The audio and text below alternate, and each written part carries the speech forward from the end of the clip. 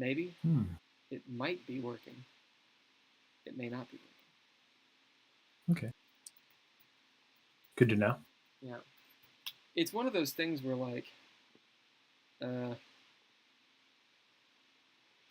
the interface, while really cool, doesn't always tell you what's up. Let's see. Let's see if this is loaded. The tall tale seems is... like that would be the... I know. Seems like that would be the whole point of it, right? The interface? Yeah. Yeah. We'll see. Yep, we are on. It just doesn't tell me we're on. But we are on. So basically, I use this Ukrainian-based... I didn't realize this. Ukrainian-based website. It's called restream.io. And there's a whole bunch of these things as far as I'm aware. And essentially what it is, let's say you want to stream to Twitch and YouTube at the same time. So there you go. So you stream to Restream, and then it pipes it to the other places, which is really cool because you don't have to port videos and upload crap and all that craziness, which is awesome. Anyway. Awesome. In addition to that, you have to use a thing called OBS, because whenever you stream, you have to transcode. Basically, you have to convert your stream into something that is suitable to stream. If you notice, like when you watch YouTube, if you have a shitty internet connection, it'll drop your resolution, right? Well, that's actually real complicated. And we take it for granted now, but you were talking about the past, early 2000s, there's no way that would work, right? And the reason is because normally when you upload a video, you upload it at a certain quality, and that's why it takes forever to upload. And then when you download it, you have to download the 50 gigabytes or whatever it is. But when you stream, and you're using a transcoder, basically what it does is it allows for different levels of resolution dependent on your internet. So that's why you have to use a man in the middle kind of thing, like a OBS or whatever. Yeah. Interesting. I don't know. I didn't know any of this. I'm gonna drink some wine. This is Talon Winery Cabernet Sauvignon. Jeff, you should introduce yourself. Well, hello, Jeff McNeil, coming to you from sunny Seoul, Korea, South Korea, of course, for all of those not in the know. I am a jobless, expectant father-to-be, enjoying my time trying to publish a research paper in philosophy. Oh yeah. Yeah. I feel like you should say something about gaming too. Well, I figure I'm about to say a lot about gaming. I game a lot. Been gaming since I was a little kid. I guess. Funny about that is, before I always told people I started gaming in middle school because that's when I actually started playing Dungeons and Dragons. Yeah. But I'd been playing other games before that, and for some reason it just never clicked. I didn't see them in the same way. That Marvel superhero game being one of them, I was like, that was like in the 80s, I guess, when I played that. And some weird like Warhammer stuff and some other like weird little games. So I don't know. Since I could read something, I guess I've been gaming. Even though I always tell everybody it was the middle school, because that's when I actually started killing orcs. Right. Was that a guitar? I hope so. I heard the resonation of it sounded like a drum or a guitar, like a gadoo. No, that was just the effervescence of life, like a wraith in the internet. Exactly. So this late night rant stuff, I did just to have content, to do something, and I was like, why not talk about gaming, because it's what we're doing all the time. And you and I have talked about talking about this stuff. So why not? Why not do this a little bit? Right. The idea was because I really haven't explained any of it to you. Well, I did watch one of your Oh, you late did? night rants, actually. It's Because I'm like subscribed, so whenever you have new videos, it pops up, And I watched one the other day about like the problems with D20. Yeah. I was that was at like 4 a.m. I was so fucking tired. I don't think I was making any sense at all. What did you think of that? No, I was good. What were your reviews? I got you. Well, I certainly had comments at the time. There were definitely things that I agreed with, and there was other things that I thought, okay, well, I like to clarify, try to get clarification to understand and stuff. But I thought it was good. No, it wasn't disagreeing. It wasn't. Well, we've had a lot of conversations about this. Yeah. I mean, essentially, the game, which I didn't realize I was actually wearing the frickin' shirt today. But the game that I made, Dreadlord, and the game you have made several times, Levied Souls, which I didn't know if it was okay. I just did it. I put a little tagger in the description, so it says Levied Souls. Yeah. But they have they're very different games, but I think there's a thought process, maybe a philosophy behind game systems that's actually very parallel with both games. But anyone watching this has no idea what we're talking about because they haven't seen either. Yeah. Right. Well, I'm leading into the topic, by the way.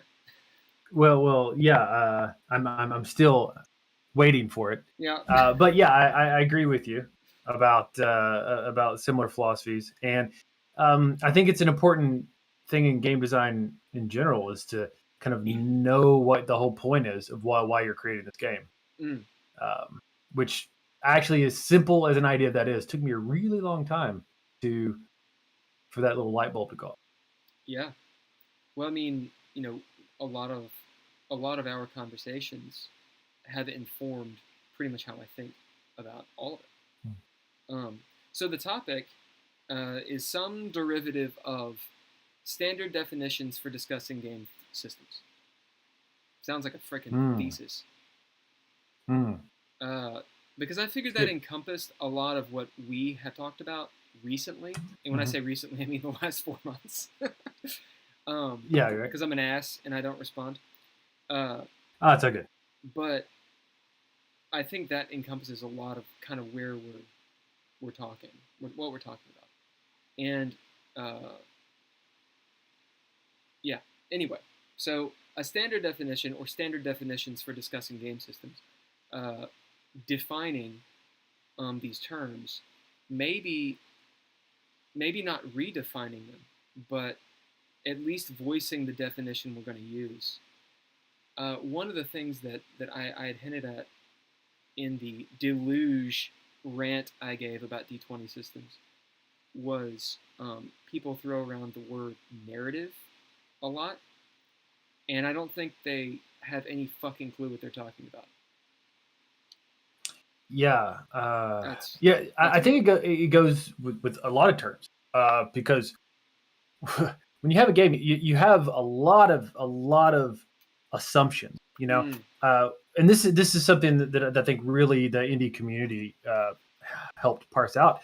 But with traditional games, you grow up playing a game, you learn a game, and then you kind of think that's how gaming is, and that's how all gaming has to be. And that's why I think 90% of all games that came on the market for 40 years or whatever, they were pretty much all the same. They had the same elements going on. So when you think about what a game is, a lot of people have these kind of set ideas. So when you try to say, okay, let's parse this out, they either think, well, we don't need to because we already understand it, or they're not taking it serious enough. Well, it's just a game I just play and whatever. Right. So trying to get on the same page isn't to say, hey, this is the definition that we always have to use. No, it's like this conversation to understand in this way, these definitions are important. Right. It's giving like us pieces. right. It's like anytime you want to have a conversation about anything that's abstract, you need to be on the same page conceptually, Mm. right? Right, which is a big, not to go too much on a tangent, but in everyday arguments, oftentimes the argument is derailed by getting into semantics. As in, Absolutely. people start arguing about not the topic at hand. I mean, I'm using arguing in like a lofty way, not like a shouting match. I'm talking about like actually argumentation. If someone says a word that they just don't quite agree on, it derails. They fall off the cliff of arguing about what the word means and missing the point, literally. So let's define some words. All right, sounds good. Let's do it. Where do you want to start? We can literally start anywhere. I was thinking Headspace, but I'd mentioned narrative. It's up to you. Well, I think a good place to start, assuming that what about we just started I guess at the top and we say let's just define a role playing game, and then define things like narrative, rules, those base sort of things. Cool. Hit it. Okay. So what is a role playing game? I guess on the most basic, fundamental level, it's a conversation. And it's a conversation, usually collectively, about fictional elements. Now, you can deconstruct anything, right? So it's hard to say something and just not pull it apart. But generally speaking, a role-playing game is a conversation about fictional elements where we're all doing it together, and we're trying to, and we use perhaps rules to make it fun, Yeah. And I don't know, maybe that's like the base. No, the base, I dig that. So if we can make it a little bit more specific, so we're defining role playing games. Let's. Do you think we need to? How does that differ from a normal board game? Oh yeah. Well, once again, with a board game, you have so many types, and you have some that kind of go more into this fictional space. You have some that are narrative in the sense that they tell stories, and you have some that are just, strategy moving pieces. Like comparing, chess to Eldritch Horror or something like that. A lot of space in between. But I would say that the medium is the biggest thing, right? The medium of the role playing game is this fictional space, this shared fictional space, where the board game is the pieces in front of you. But they both have elements of the other. You can have maps, you can have figurines, you can have those sorts of things.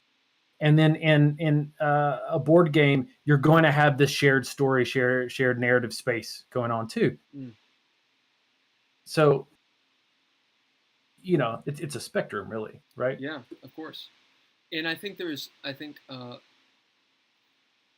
is a conversation that's not had often. For example, there's an Instagrammer that I follow. I think I got a new phone, and so I don't actually have Instagram right now. I let my people do the Instagram. Anyway, nice. Which is to say, my friends. Anyway, there's an Instagrammer person, content creator, and her entire account, I suppose, is her reviewing board games. And I initially started watching it, I guess, because I was like, ooh, board games, or no, specifically tabletop games is what she said. And then I realized she didn't mean tabletop role-playing games, TTRPG. She meant literally any tabletop board game, kind of explicitly not TTRPGs, tabletop role-playing games. And even Will Wheaton's YouTube, I think, channel, Tabletop, really isn't about TTRPGs. It's about kind of everything else, Monopoly style games. And it's really fun and all that stuff. But there's definitely a designation there. But I think these terms are thrown around a lot. So maybe that's the next step. I was taking some notes. You said a collective conversation in a fictional space, a shared fictional space, telling a story, I think, is a big factor there. Yeah, well, story is something that gets to the heart of a lot of contention between people who play role playing.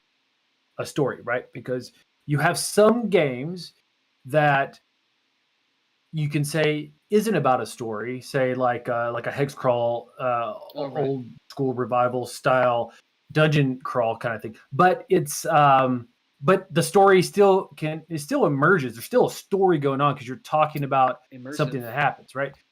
Right, but there's a difference in that between a more like new school glorifying players as you're making the players glorified audience members.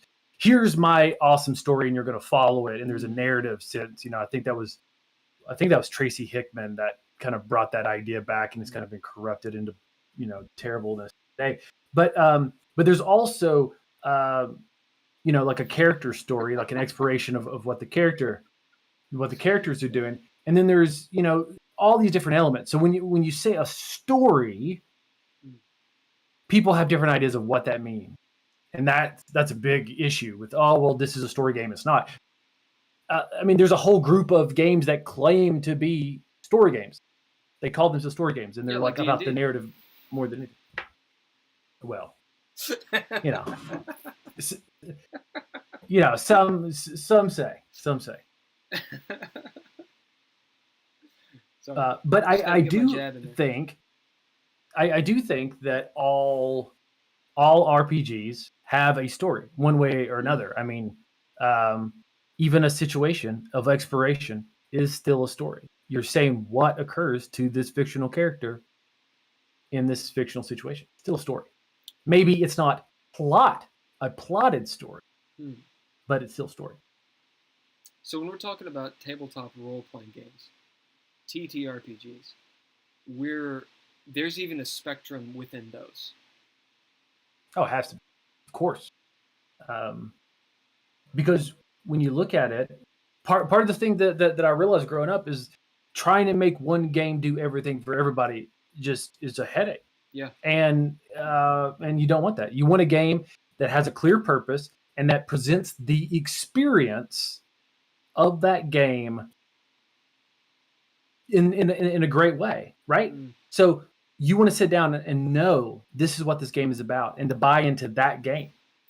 And if you're trying to make it all about everything and give it to everyone, man, it's a lot of work. And it can be done, but you got to have a GM or a DM that's really on point. And at that point, they don't need a system at all. They can just kind of do whatever.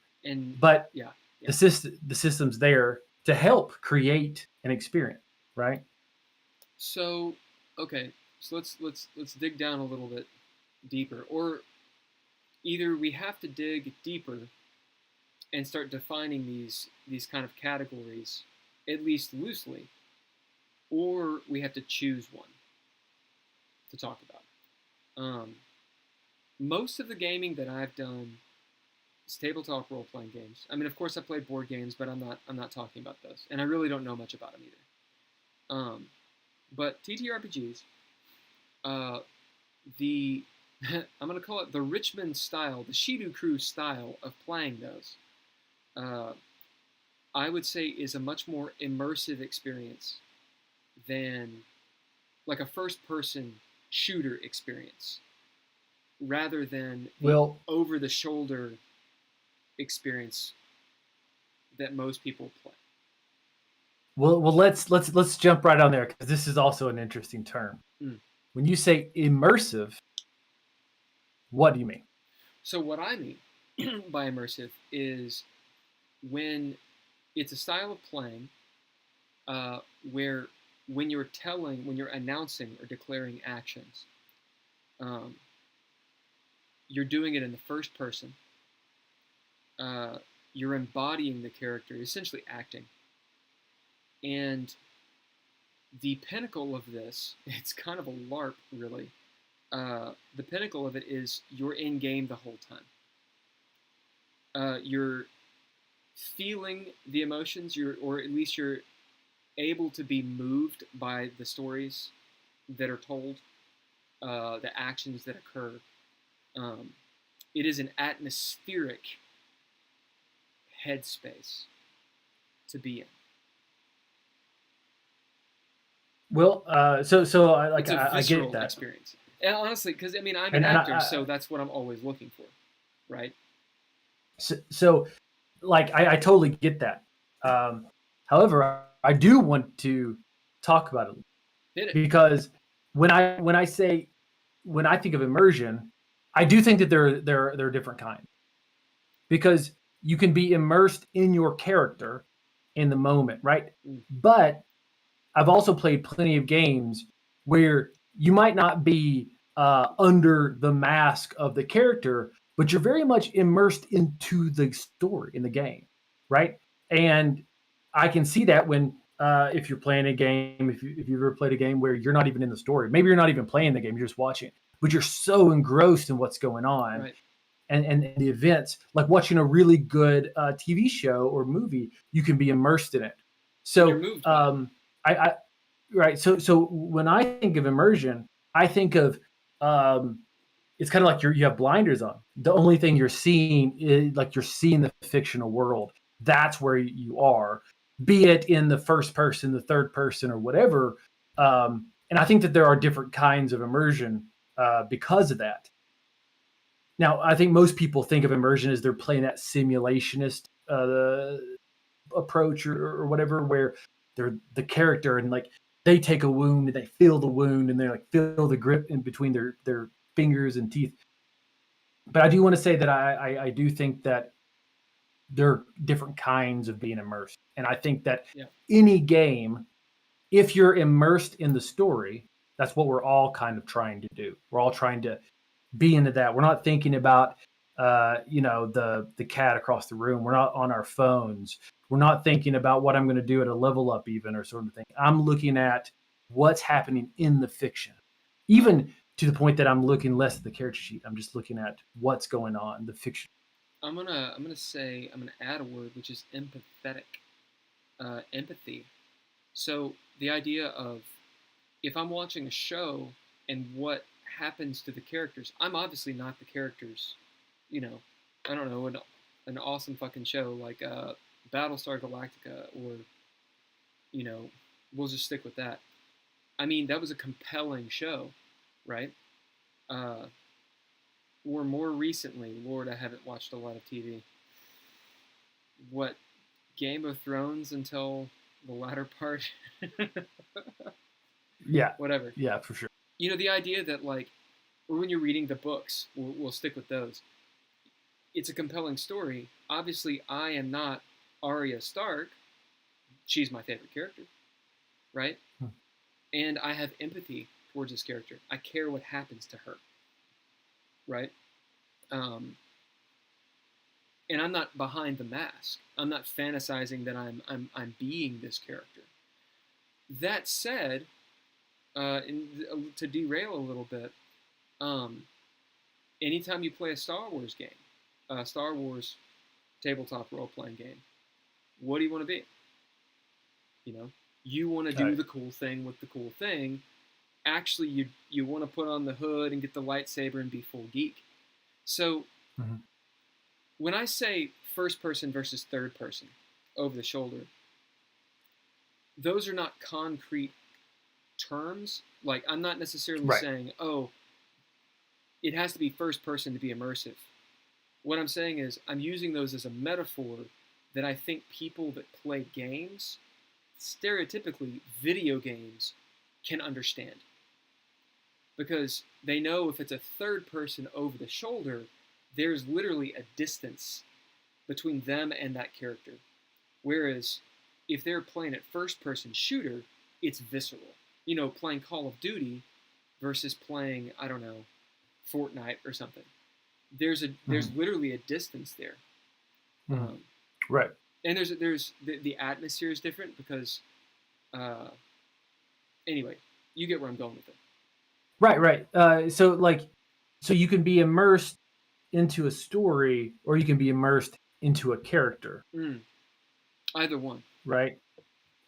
And so that's why, when you talked about immersion, I was like, oh yeah, always want to talk about that, because so many times what that means for different people and how they are immersed is very different. If you have someone who is, who overhears about a story, regardless, and this person over here is all about being in the character, they might have different agendas, and their immersion rubs against each other, and they're complaining about the other one not being as immersed, that sort of thing. Yeah. So we're actually on, I think, a tip of an iceberg of agenda and headspace. I will let you define these as they were your definitions. Well, okay, so agenda, I think isn't mine. I've read plenty of people who talked about it. I think a lot about like Ron Edwards when I think of agenda. Who actually reviewed your game, right? Well, he's it wasn't a review as much as it was not collaborating, but he was consulting on it. He so like gave me a lot of great feedback. But the kind of agenda is maybe like my own view of it is that it's kind of what the people at the table or virtual space, whatever, when they sit down to play the game, what is the experience that they're trying to cultivate. That's how I would say the agenda of the game overall. Now, Headspace is kind of more my own thinking. And for me, a headspace is,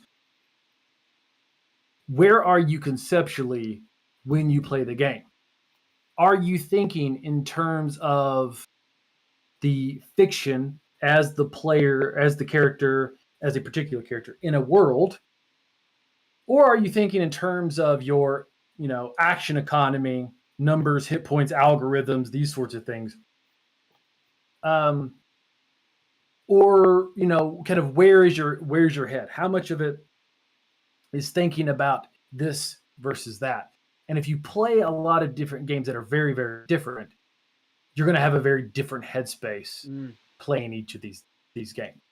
And I think if you're playing various versions of D&D, you can really see what I'm talking about. Where if you're thinking of early editions where it's all about the player in the situation, yourself in a situation, tapping on bricks, looking under rugs, trying to get through this puzzle of a place. And then you kind of move into stories, maybe in second edition, and by stories I mean plot stories. You start getting into those sorts of things, and you're thinking in terms of the narrative and your character's place in that. And then you get third edition, and you tend to be thinking way more in terms of rules, feats, numbers, these sorts of things. And then 4E is more like a board game. You're even farther removed, and then I kind of stopped after that. Yep. But yeah, so for me, the headspace is mentally, where are your concepts and what are you visualizing? Where are you in the game? Yeah, and I think, I have really nothing to add because we've discussed that. I kind of mix headspace and agenda, really. I think they're very linked together. And I I think that I know that. Let me be eloquent as I say this. Somewhere around 95% of the butthurt that occurs in gaming, and when I say gaming from here on out, I'm talking about tabletop role-playing games, has to do with a mix-up specific to Headspace and agenda. And of course, there's expectations, which you can agree or disagree here, or add to, what have you. I think expectations are more of real-world expectations, like when are we playing, how long is the campaign going to go, time, this kind of stuff. Of course, there's issues there, and we can define that as something else as well if the expectation has already been used. But I think, seriously, like 95% of the butthurt, the issues that players have, has to do with a misunderstanding or a disagreement, or just an obtuse way of being about agenda and Headspace. Yeah, I think that's exactly right. I think it's why the really experienced groups, when they get together, they have a buy-in, right? Where they sit down and they say, here's my expectations for the game. Here's my expectations for the social contract that we're entering into, and making sure that everyone knows this is the game we're playing. We're playing this hardcore dungeon crawl. So I don't care if your character has a long lost brother he's trying to get in touch with. That's not as important as right. That sort of thing, right? So being on the same page. It's always going to gnaw at the game. Yeah. And that's important. Being on the same page, everybody playing toward the same agenda, paramount to a solid good game. It's really, really hard to have people not on the same page and have a successful game. Really hard. Yeah. Well, I mean, there's obvious things I could say. I won't say them. As in yes. But it seems as though there have been a couple games that I've run, and it's weird. It's like a blue moon. It's like a unicorn game, where suddenly you realize you're sitting there as the GM. You sit back, you're watching them play, and you're like, holy shit, it's a power group. Whoa, what happened? Like, it's like when the band just gels, and everyone, you don't need words, you know what I'm saying? Like the game, like people might metagame, they might table talk, but it's all in line with the agenda, the headspace, the expectations. It's all there, and everyone's having fun because of it. Right. Like, how much does it suck to? I always bring up sports because people watch sports, and so I guess they it's a good analogy, maybe. Oh yeah. I played indoor soccer for like about 35 seconds, right? And I wasn't on my phone, and I'm not a sport guy, but when I went onto the field, I was not on my phone, albeit there weren't smartphones. But you know what I'm saying? Like I wasn't dicking around doing something else, macking on girls and stuff, because we're playing a game and you have to take it. You have to have a certain headspace, or it ruins the game. And for some reason, not only do people just not talk about these definitions, it seems, like at all, but they don't seem to understand that. Like, people say, oh, well, it's just a game, or it's escapism, which, in my opinion, I don't game to do escapism. But why would you spend this much time doing something you don't care about? Yeah, I've always been irked when people will say it's just a game, and what they actually mean by that is I am not respecting the social contract, and I'm removing myself from any responsibility. Right. Because it's just like if you're going to have a bowling league, right, and you have to be there, and it's tournament, right? Um, maybe you don't, roll in Shabbos, but the fact is, if you signed up for the league, I was waiting. you got to go to the game, right? If you have someone who's like, well, it's just a game. Well, yeah, but if you're not here, then it's bringing us all down. Well, then it's a It's the waste of same time. way, exactly. And you have everyone show up at a certain time, ready to go, and then someone decides to dip out and go get pizza with their girlfriend instead, and it's like it's frustrating. And for them, just instead of to say, "Hey, I'm sorry, I made a mistake," it's just a game. I know that I ruined your evening or put a damper on it, but that's okay because this isn't important. That's what they're saying, and that's why anytime someone says it's just a game, it makes everyone else angry. That's why. And that's exactly it. Like, I mean, you think of any social contract. Going to choir practice, going to band practice, going to, I don't know, like Monday night football with all your buddies. Like going to a movie with strangers. If you stand someone up, you're standing them up, and you might have good reason.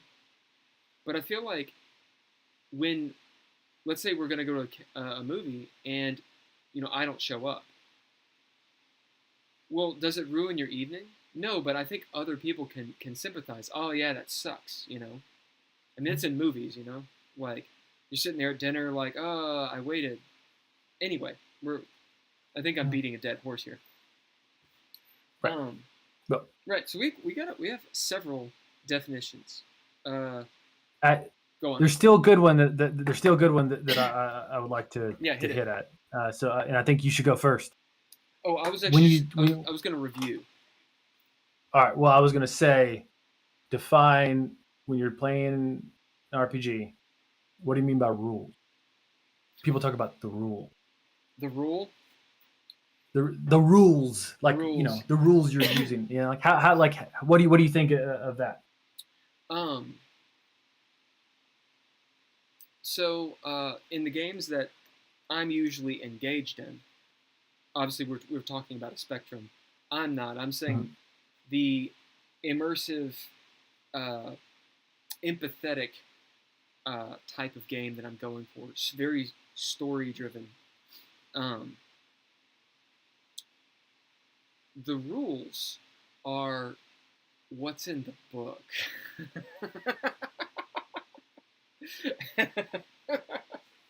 There's a blatant answer here. What are the mechanics of the system? What's the crunch? How the rules are the system. It's what are the mechanics that frame how you determine the goals of the system. And they could be really loose or they could be very strict. Nah. So let me tell you my thinking on this. Here we go.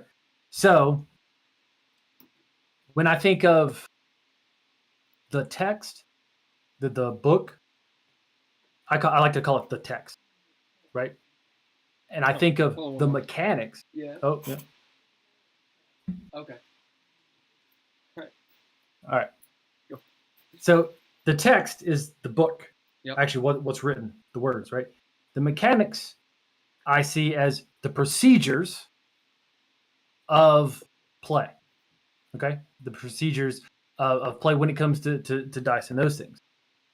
The system is the rule or the rules, the mechanics together as they relate to the fictional experience.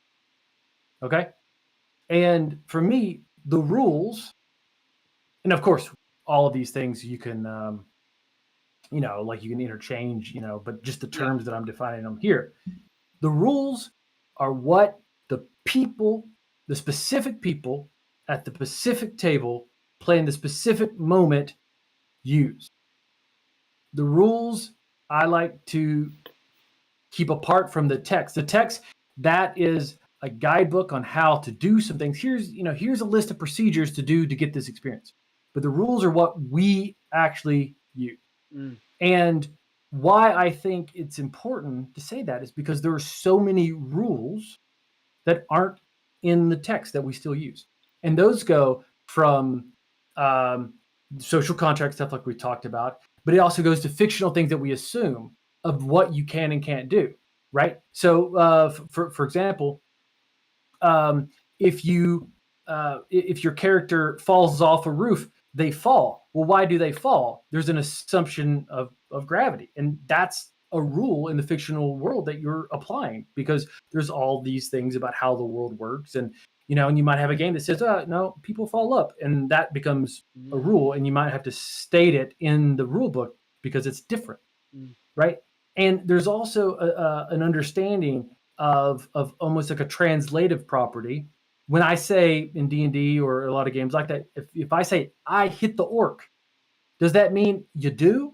Or does that mean my intention is that my character hits the orc, and then the dungeon master's like, use this mechanical procedure, and then let's see what happens in the fiction.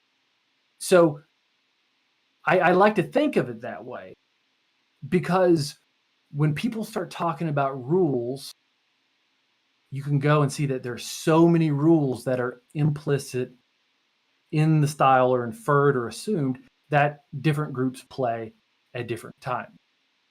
And so I don't like to think of what's in this book. Those are what we're actually doing here.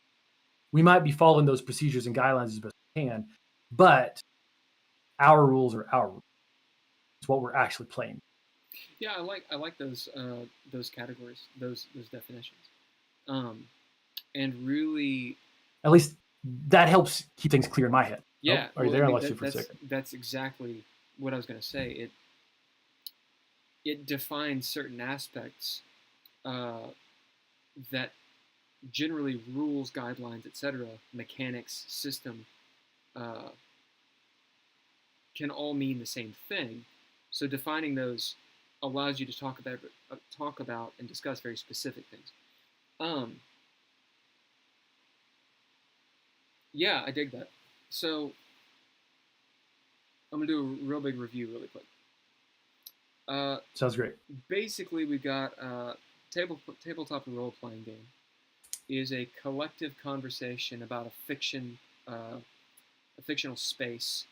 It's a shared fictional space. Generally, you're telling a story, and it is immersive. That's what we're talking about right now, at least. To define immersive, we're talking about empathy, something that an interest and focus on the story, or interest and focus on the characters or one's character. It is a compelling experience. Agenda is the experience that people at the table are trying to cultivate, which is closely related to a headspace. This is where is a player conceptually when playing. So they're kind of two sides of the same coin.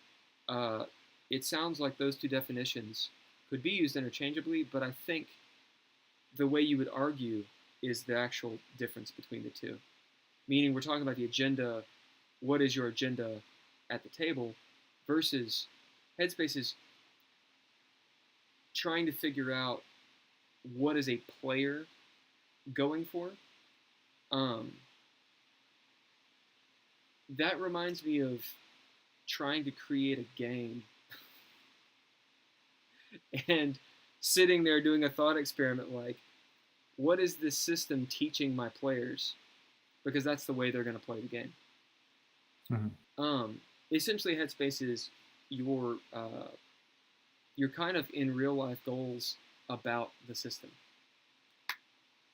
Well, I would clarify that. Actually, I think I define Headspace as where you are, not where you want to be, but where you are when you play.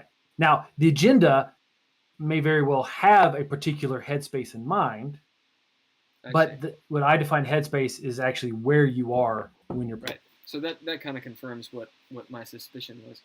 So the agenda is where you want slash hope to be, whereas the headspace is where you actually are. For example, in my Dungeons and Dragons game, 5th edition, um, where I want everyone to be is my agenda, uh, and everyone at the table might have a different headspace at different times, week to week. There's a gnat right. in here; it's bugging me. Um, right. So,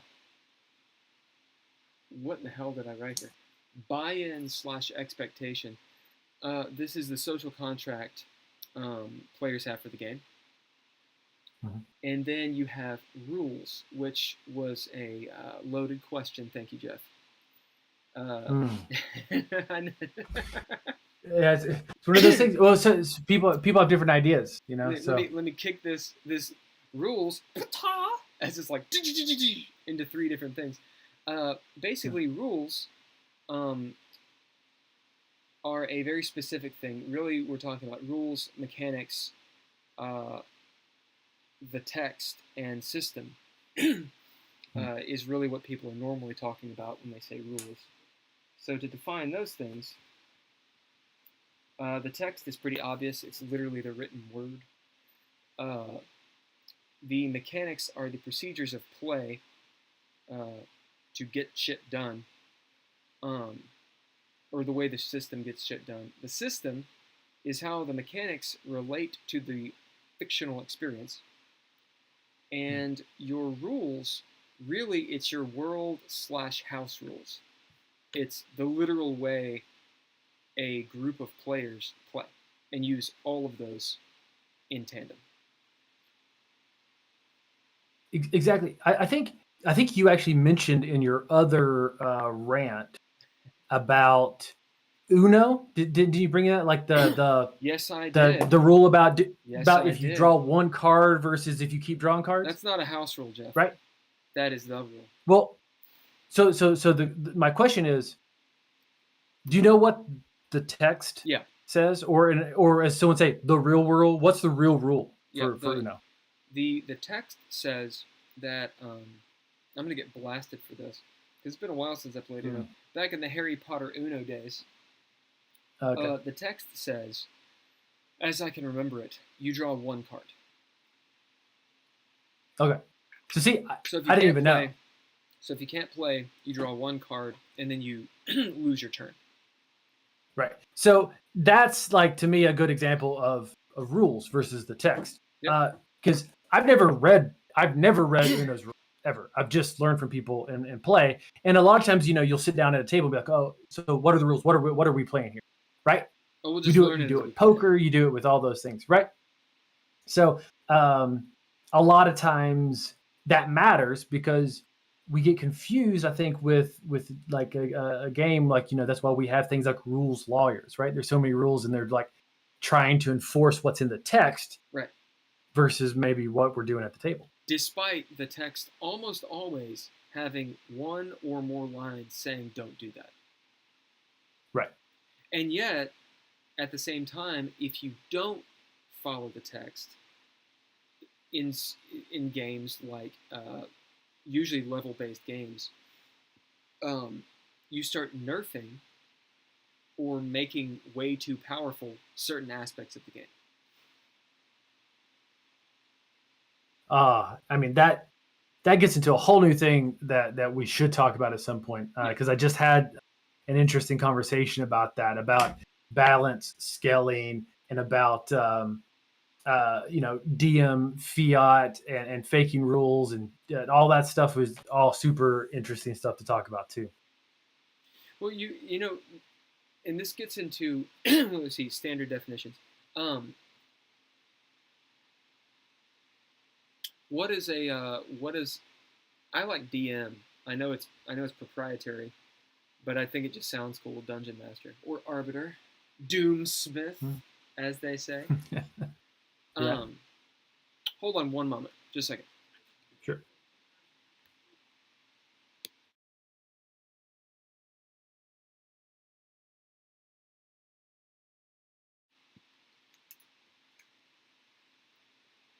My mom says hi. Okay. That's right. We're real gamers. Yeah. Or Yeah, that's right. I'm not in a basement though.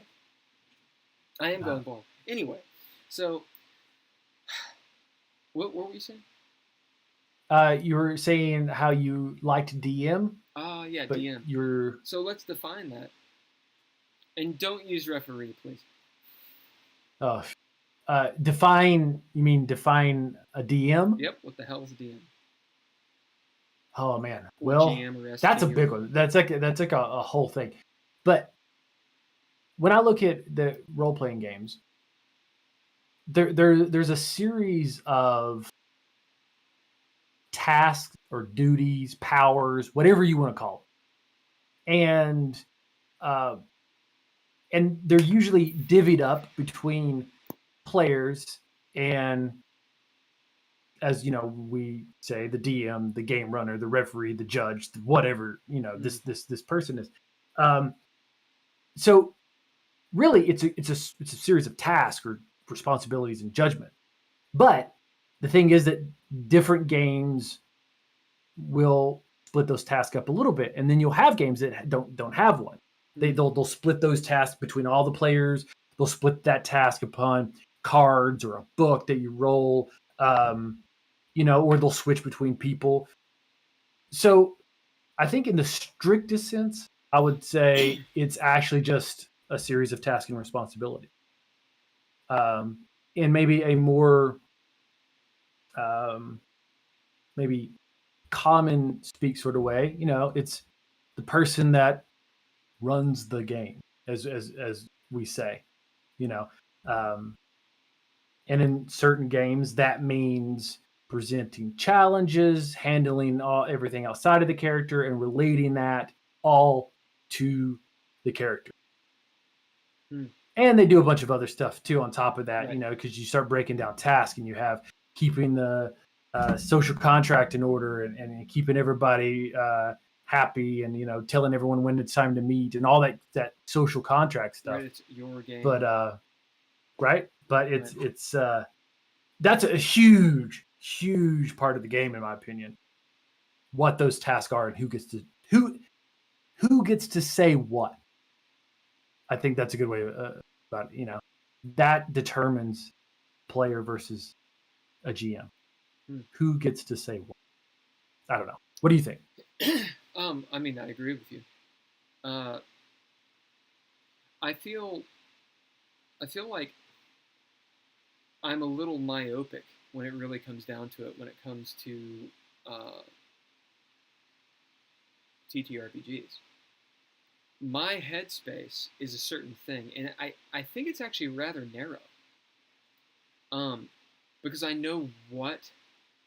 I just tried to say why and what at the same time. I know why and what. I can't do that. I know why I'm playing the game and what I'm expecting, whether I'm the DM, ST, or a player. And when I don't get that, I tell the person their game sucks. Yeah. And they're wrong, too. Yeah. All of that. But what I'm trying to say is, because we're trying to be a little bit more general, or more equal footed here. So I agree with you. I think that's a good way to define and break down kind of what really a game system is doing and what people around a table are doing. Almost like a sociological experiment, and then defining and categorizing and being able to think about the game in a very different way, almost a scientific, observational way, so that then you can, power game the shit out of it and create the Uber game. I understand what's going on. Mm-hmm. So, in my opinion, I think that gaming it's sitting around a campfire telling ghost stories. Or it's getting on stage and being a comedian, a stand-up comedian. Um, I think there's a leader aspect to DMing.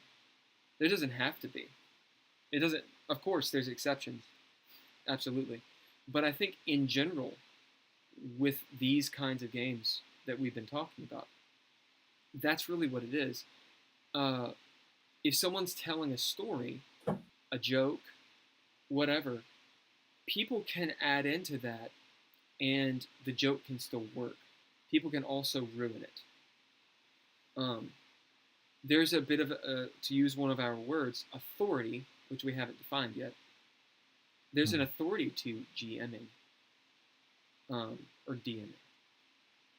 And I think when you don't have that, you're usually playing a game I'm not interested in.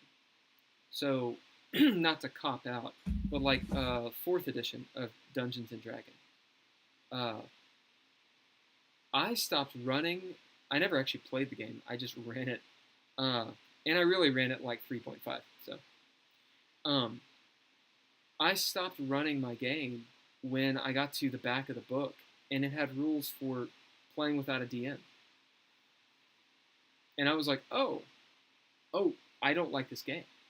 I like the lore. I like all the bits and pieces. It's like I like the trailer for the movie, but I don't like the movie. What that game is trying to do, and I'm being super general here, but to use our definitions, what the text is saying, what the mechanics are, what the system is, and the agenda that system is going for, I want nothing to do with it. I would rather do something else. So in my mind, to get back to the point, a DM is the storyteller.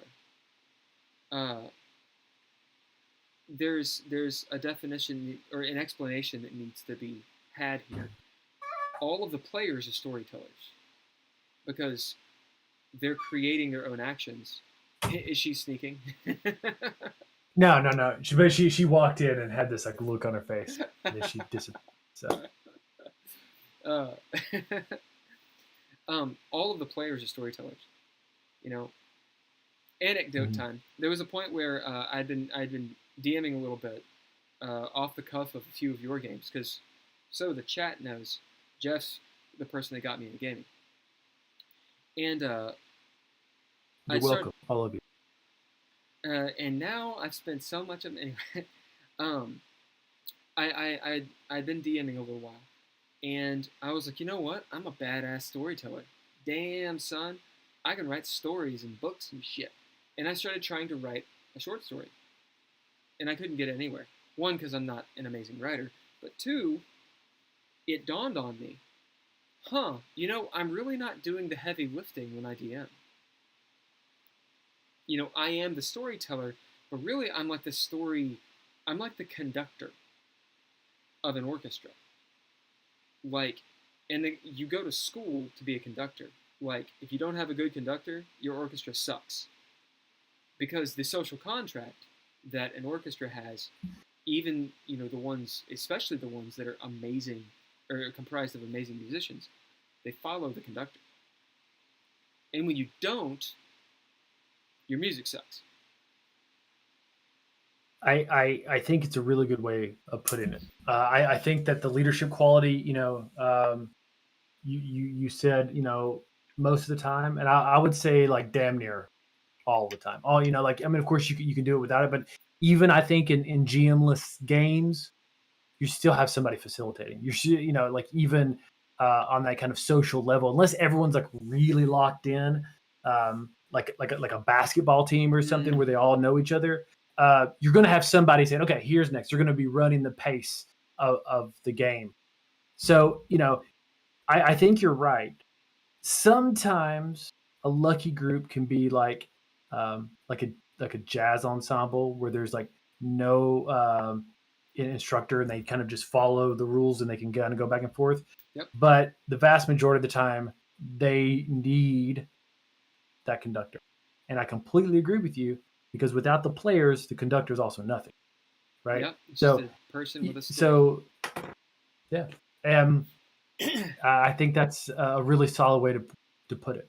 I really do. I think it's really it's a skill, first of all, to be a player. I mean, anyone can jump in a game. Anyone, lots of people can jump in a game, but it's a skill. Just like improv, however immersive you want your game to be, there's still a level of improv.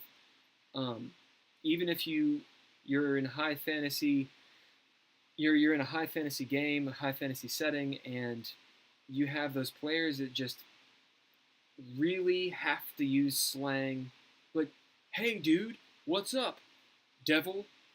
Hey, demon guy, what's going on, man? No worries, guy." And they're like a knight in full plate armor. I don't know. Is that postmodernism? Is it just this weird fucking Well, it's definitely existential absurd. absurdity? But everybody, it's an emotional distancing that I see. It's a lack of confidence or a lack of creativity. It's a skill. It is hard to be good at gaming. I think a case in point is, have you watched any Critical Role? I have not actually. It's great. I think I've seen a couple of clips or something, but I've It's never awesome. It's awesome. actually. There's a reason that they've been so successful. And even their early games, when it's shit-tastic production value, it's a bunch of voice actors, and so they kind of slide into those roles very easily, right? And not just like again, the headspace that each of those I'm like looking at my notes, the headspace that each of those players have, they're cognizant of their headspace and trying to match that usually with the agenda. I may be giving them too much credit. But my point is, it's hard to be a player that's good. It takes work. It takes effort. And the same thing for being the game master. And you can tell really fucking fast when people are crapping out, especially when it's the GM. Yeah, absolutely. It's easy to tell, and there's so much to dissect there because not only is there a relationship between the player and the game, the agenda, but the player to the GM and the players to each other. Um, because I've noticed playing over the years that some people some people approach gaming as a team sport, and some Yeah. people approach it as I'm just doing my thing and then you do your thing, like totally independent. And I And don't understand it. yeah, I don't get it. I don't get it. it falls apart if you have a bunch of people just kind of doing their own thing, like the interaction, the collaboration and the cooperation. That's where the fun comes from. It's a social hangout. I mean, think about it. You hang out with a bunch of people you know or don't know or whatever.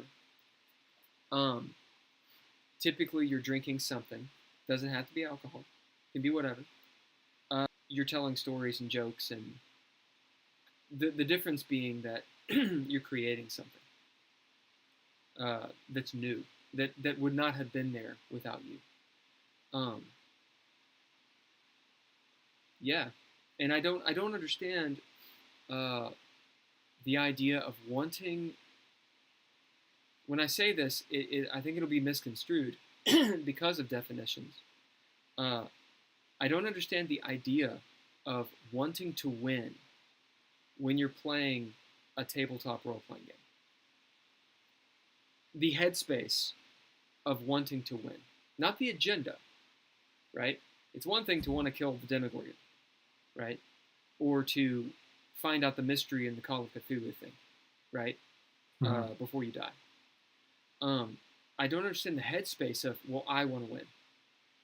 It's like when you're playing Battlestar Galactica, the board game, or the Werewolf board game, or what card game, or whatever it is. Who do you want to be? You want to be a Cylon, or you want to be the werewolf? Come on. And if you don't Right. get those roles by random, or if you're not a secret zombie or whatever the hell it is, then you want to be the one character that, like the detective that gets the gun or something. And what that is, in my opinion, is the desire so that your actions affect the fiction. And it's kind of like playing out a power fantasy, really. I see that. what? Like,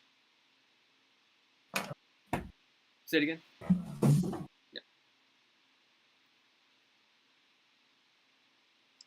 Oh, can you hear me? Yeah, I can hear you.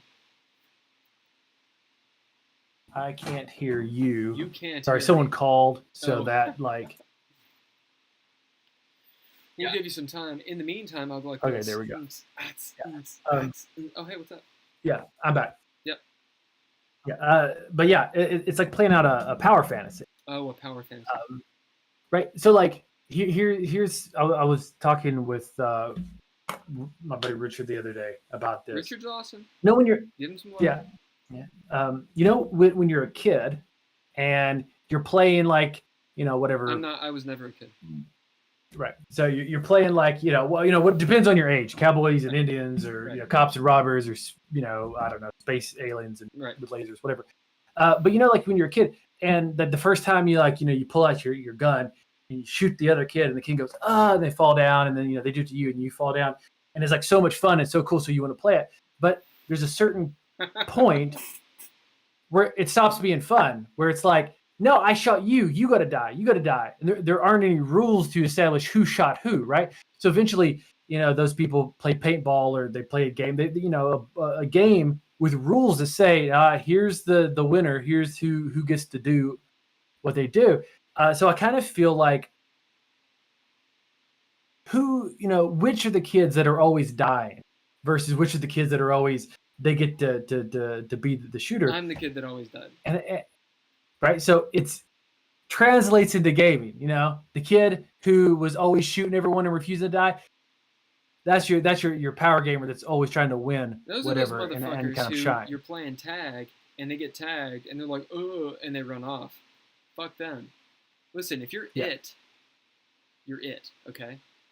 That's right. Motherfucker. Exactly. God damn it. Yeah. Bullshit. Well, we're playing a Star Wars game in Dreadlore, actually. Nigel, do you know anything about this? Someone mentioned something. I think you may have told me about it. I don't know anything about it, but so Nigel, one of our buddies, actually Nigel Miller, he's one of the Patreon guys. Boom, boom, boom. Thank you, Nigel. I have to shout out to the Patreon dudes. Daniel Holger, Aaron Lynch, Mihail Bars, and Minor Stokes.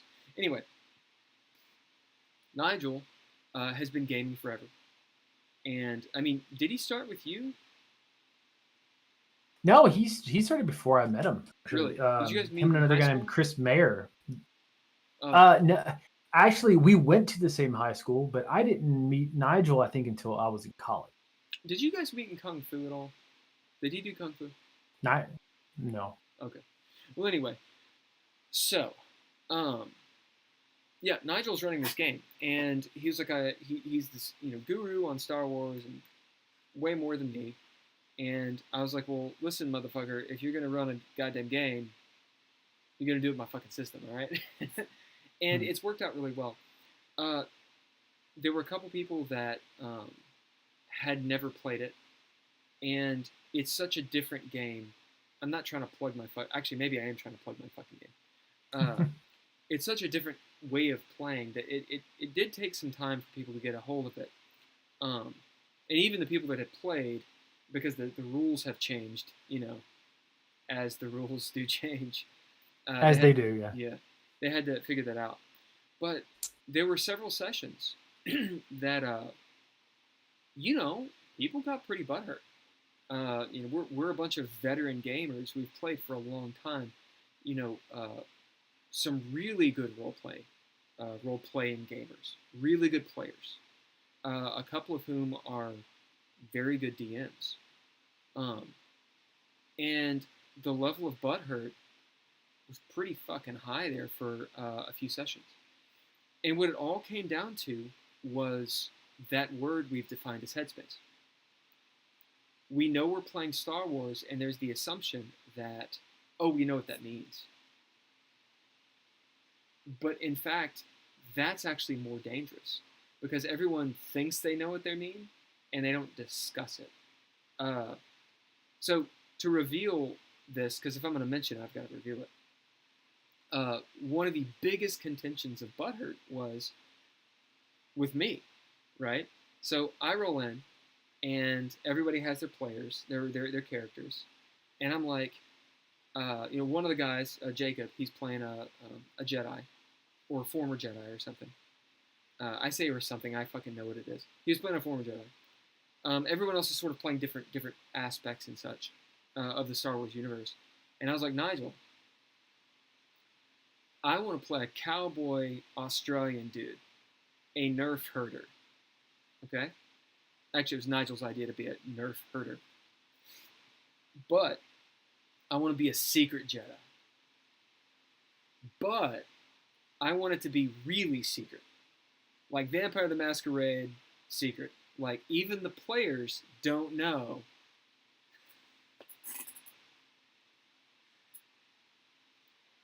So we get like 5-6 sessions in. And to the other aspects of this is I am the creator, nominally, I dare say, of Dreadlord. Right? I mean, obviously the entire gaming group, you to some aspects, have had a huge impact on the game.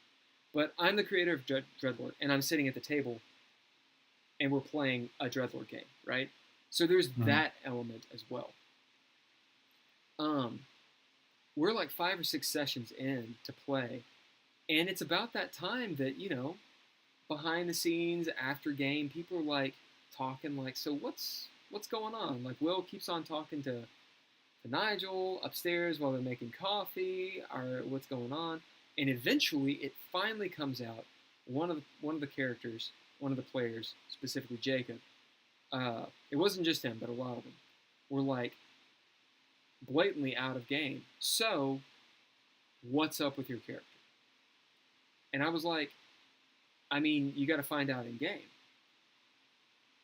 And essentially, the argument was, that is breaking the social contract that we came into this game with. Like, we feel like you're trying to put one over on us. Like, you're hoodwinking us. Because we've all been upfront about our shit, but you've been lying. And that's how it felt. And there was a huge fucking argument. It was awesome. It was glorious. Like a good old-fashioned awesome. Yelling. My mom comes down. She's like, is everything okay? Like, it's awesome. Oh, wonderful. just fucking fire and brimstone. The cat's running out. Girl's upstairs. She's like, what the fuck is happening? It was awesome. And we talked about it afterwards, all of us. And, one, we're a bunch of dudes and we're emotionally constipated and can only have like 2 emotions, right? Anger and we're right. Mm-hmm. But we talked about it afterwards, and the fact is, and I admitted, I broke the social contract of my own goddamn system. I had this headspace of going into the game that no one else had, right? And eventually, it almost became like a real issue. And once it was all done, everyone was cool, and, we actually moved on, and the game became even better and better and better and better and better because we could actually talk about it. Blah, blah, blah, blah, blah, blah,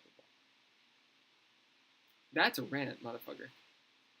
No, it's very interesting. One, I want to say that I wrote down a quote: "Men have only 2 emotions: anger and righteous anger." And yeah, that's the kind of thing that's interesting, that it comes from this little inkling idea, and then it becomes an issue between the people, right? Like, that is so fascinating, because it's hard to sit down and to get along with people.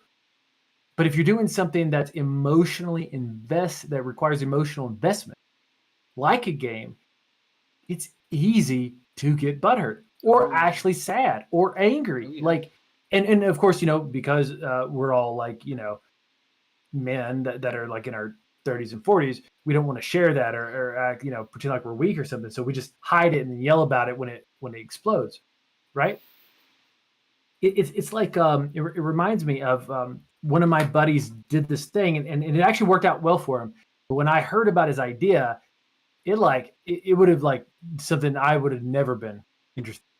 Oh, it would have probably really pissed me off. So he was running the game, and it was like a fantasy game, maybe D&D. I'm not sure, but he's like playing through it, and then without telling anyone, he walks into the session one day, and he says at the end of the adventure, "Okay," and he hands them cyberpunk characters or Shadowrun characters or something, and he says, "Okay, you take off your VR helmet." That was all the game that you were playing inside the VR machine. Shit. This is your real characters. And his players loved it. They rolled with it and they did an adventure in that. And then he gave them the option, which I think was my pushing to give them the option at the end. He said, "Okay, so this was just for fun. So either you could put your headbands back on and go back into the fantasy world, or stay in this." I have not heard that before. That's badass. Yeah. What a good segue. But I really want to run a pirate game. You guys down? Yeah. But to me, it's one of those things you really have to know your players, because if I'm really invested in this story and this character, and then without of nowhere you hand me another character in a different system that I did not agree to play, that's treacherous ground. Because you gotta really go. By the way, Megan says hello. Ember. She's on the chat. Oh, hello. Dude, I think so. Chad, I'm calling him out, motherfucker. No, keep going. Chad, he was running. He had a revenge game. He'll hate me for saying this. Oh, I heard all about the revenge game. Motherfucker! No, did he tell you, or did I tell you? Oh yeah, but I heard from both of them. Mother. All right, so Chad ran a game in Steam and Magica, which is your system from way back when, like 15 years ago, that then Chad and Nigel actually kept on creating and making a thing. So I know you know that, but now the chat knows. It's called Steam and Magica. You should do something with it, Jeff. Anyway. Okay. So Chad has his whole world. He's been making it forever. He ran 2nd edition D&D games, and it's a whole thing. And so he's got this huge fucking project that he's been writing forever and just thinking about constantly. And we all play in it. And it's like all the friends, fucking like 12 of us. Which, of course, after like 2 sessions, like everybody bails out. Like now there's 6 of us, and the real players are there. I'm basically just getting drunk the whole time. WeChatting you because you're in China at the point. I actually have a video of that, by the way, of me being like, "Hey guys, it's fucking Jeff." Anyway, in chat. I think I've seen it. Yeah. So, we play this game, and the long and short of it is, it's an awesome game, but it falls the fuck apart. Why? Because of scheduling, because of all of the out of game stuff, and the different personalities. I would dare say we had an agenda at the table, but I think Chad had a different agenda. Meaning, and he and I have talked about this, so he can disagree with me in the chat if he wants. I think that Chad wanted to see his story play out like a movie. And he wanted us as characters in the story. And what the players were coming to the table with, and this is not all the players, because there were a few players that did not have this in mind. We wanted more of like an improv-y, sandboxy type thing. Maybe, I don't know. Regardless, the game fell apart. People bitched out. And Chad ended it. Fast forward a few months. Chad says, boys, because at this point there was nobody, there were no girls in the group. Now there are. He says, boys, I have another game. It's a one-shot. And we're like, okay. What is it? He's like, it's, Steam and Magicka. We're going to do that. So that's system. But the setting is going to be World War I type feel. It's still in the same fantasy world, but it's this World War I feel. And we're like, okay. And we all get into it. And we're just, it's like I don't know all the names. When you're playing Shadowrun, like each person has like a face man and like a greaser, and what are they? You know what I'm talking about? Yeah. Yeah, like an A-team type thing. Except we're in World War I, sort of Band of Brothers type thing. And so we're just so into the role play. Like the entire fucking 4 hours of the game is us in like a room, or in this cabin on a railroad or on a train, going to war. And that's like it. We were just like shooting the shit. I pulled out a guitar and I'm like literally playing the guitar because I'm the dude who plays a guitar and whatever. Chad's like, okay, the one shot has to be a two shot. Boom. We all come back. We've been talking about the game. Fucking awesome. We sit there, play the game. Shit starts happening. Oh no, putting on the gas mask, going into battle. So-and-so got shot. It's awesome. Right about the end of the game, we're all looking at Chad and we're like, listen, dude, you need to make this a campaign. Like, all of us are invested emotionally. Like, we want to do this. We're like canceling plans to fucking play this motherfucking game. And he goes, okay, you all look out as you're on the battlefield. The mist has risen, etc., etc. Explosions everywhere. And you see figures coming towards you. We're like, okay. He's like, there's zombies. Out of nowhere. Zombies. And we're like, wait, what? He's like, yeah. All the gases and mustard gases and weird green gas turn people into zombies. You're in the middle of a zombie apocalypse. Well, we have not made zombie apocalypse characters. We made like the greaser and the face man and a guy who could play guitar. Which was Chad's entire point. He wanted to have a zombie game, kind of like for real, like no one's making a character for a zombie game, right? And we're like, oh shit, oh, that's crazy, whoa. And he's like, and that's the end of the game. And we're like, what? He's like, yeah, fuck you. And I was like, was that a revenge game? He was like, no. He like walks off. I was like, fucking asshole. I told him I would never play another game of his. Of course, he ran a 5th ed game, a dwarf game, and I'm in it. So anyway, Headspace, man, can be used against you, Jeff. The butthurt. Yeah, that's right. Yeah. Okay, so that's been a pretty good rant. Do you have anything else to say about gaming and such? I mean, we pretty much had our standard definitions. Let's define what is butthurt. We've been using the word. What is butthurt? What is butthurt? Oh man, I think that might be the most difficult word to define. When you think of butthurt, what I think of butthurt. I think it's kind of like when someone gets upset and they can't really handle their emotions, so they act out in little moments of spite. So it's kind of like, like if you hit your butt on something and your butt hurts and people are like, have a seat. And you're like, no, I don't want to sit down. Well, why not? Does your butt hurt? No, it doesn't hurt. Shut up. I'm fine. I'm just going to stand here because I want to. Shut up. Your butt hurts. That is. Yeah, I don't know. That's a good definition. That is butthurt.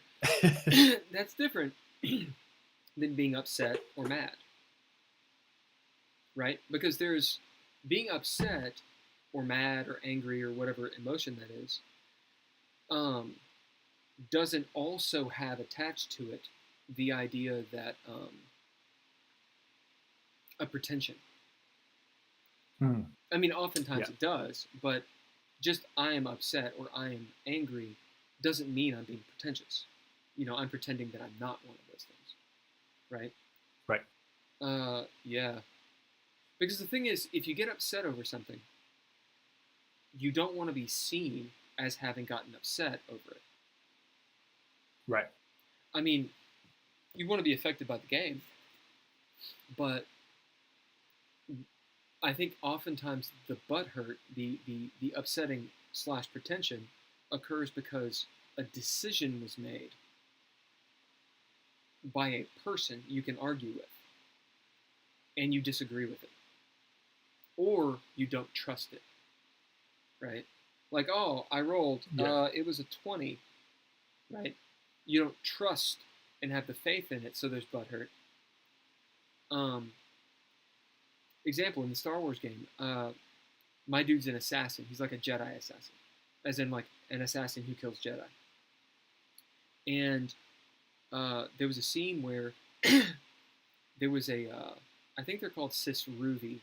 They're like the Velociraptor race thing. And there was one of those that was an assassin. So that's like horrific in my mind, of a sentient Velociraptor assassin. And so it's like assassin on assassin, ass on ass, right? And the classification for this enemy, for this antagonist, was very high. And in Dreadlore, if the classification's high, it means that it's a deadly encounter. Like, all the numbers are against you, and you're pretty much burning through your resources just to survive. That's kind of how the game works, because it's fueled that way. Well, the Arbiter doesn't have to tell you that, and so Nigel had not told me that. The point is, I'm this badass fucking Jedi killing assassin dude. I roll in on this raptor dude who just fucks me up. Like, blatantly, it's like a train wreck. It's awful. And so realizing this, and my character realizing this, I'm like, I fucking peace out. I run off that way and let Jacob's character force choke the shit out of it. In truth, I was butthurt all to hell. Like, I was getting ready to be like, I'm going to go take a walk, right? Because this means a lot to me. One, I'm invested in the story. It's an immersive story. I care about it. Two, it's my system. And so there's this other layer where I'm like, shit, did I fuck up on the system? Did I write a book that doesn't work? And all those things come down as well. And so Nigel, being very empathic to people, he was like, are you okay? But he's asking me that in the moment, in front of a bunch of dudes. And I'm like, yeah, I'm fine. I'm like opening up my computer. Yeah, like, no big deal. No big deal. Fine. Fine. I'm fine. Don't worry about it. And I told him afterwards, I was like, listen, I apologize for that. It absolutely affected me. But it wasn't something that I needed to broach, right? Like, hey, are you okay? Well, to answer the question. Why? Yeah. Why do you think it upset you so? What was it? I wanted to win.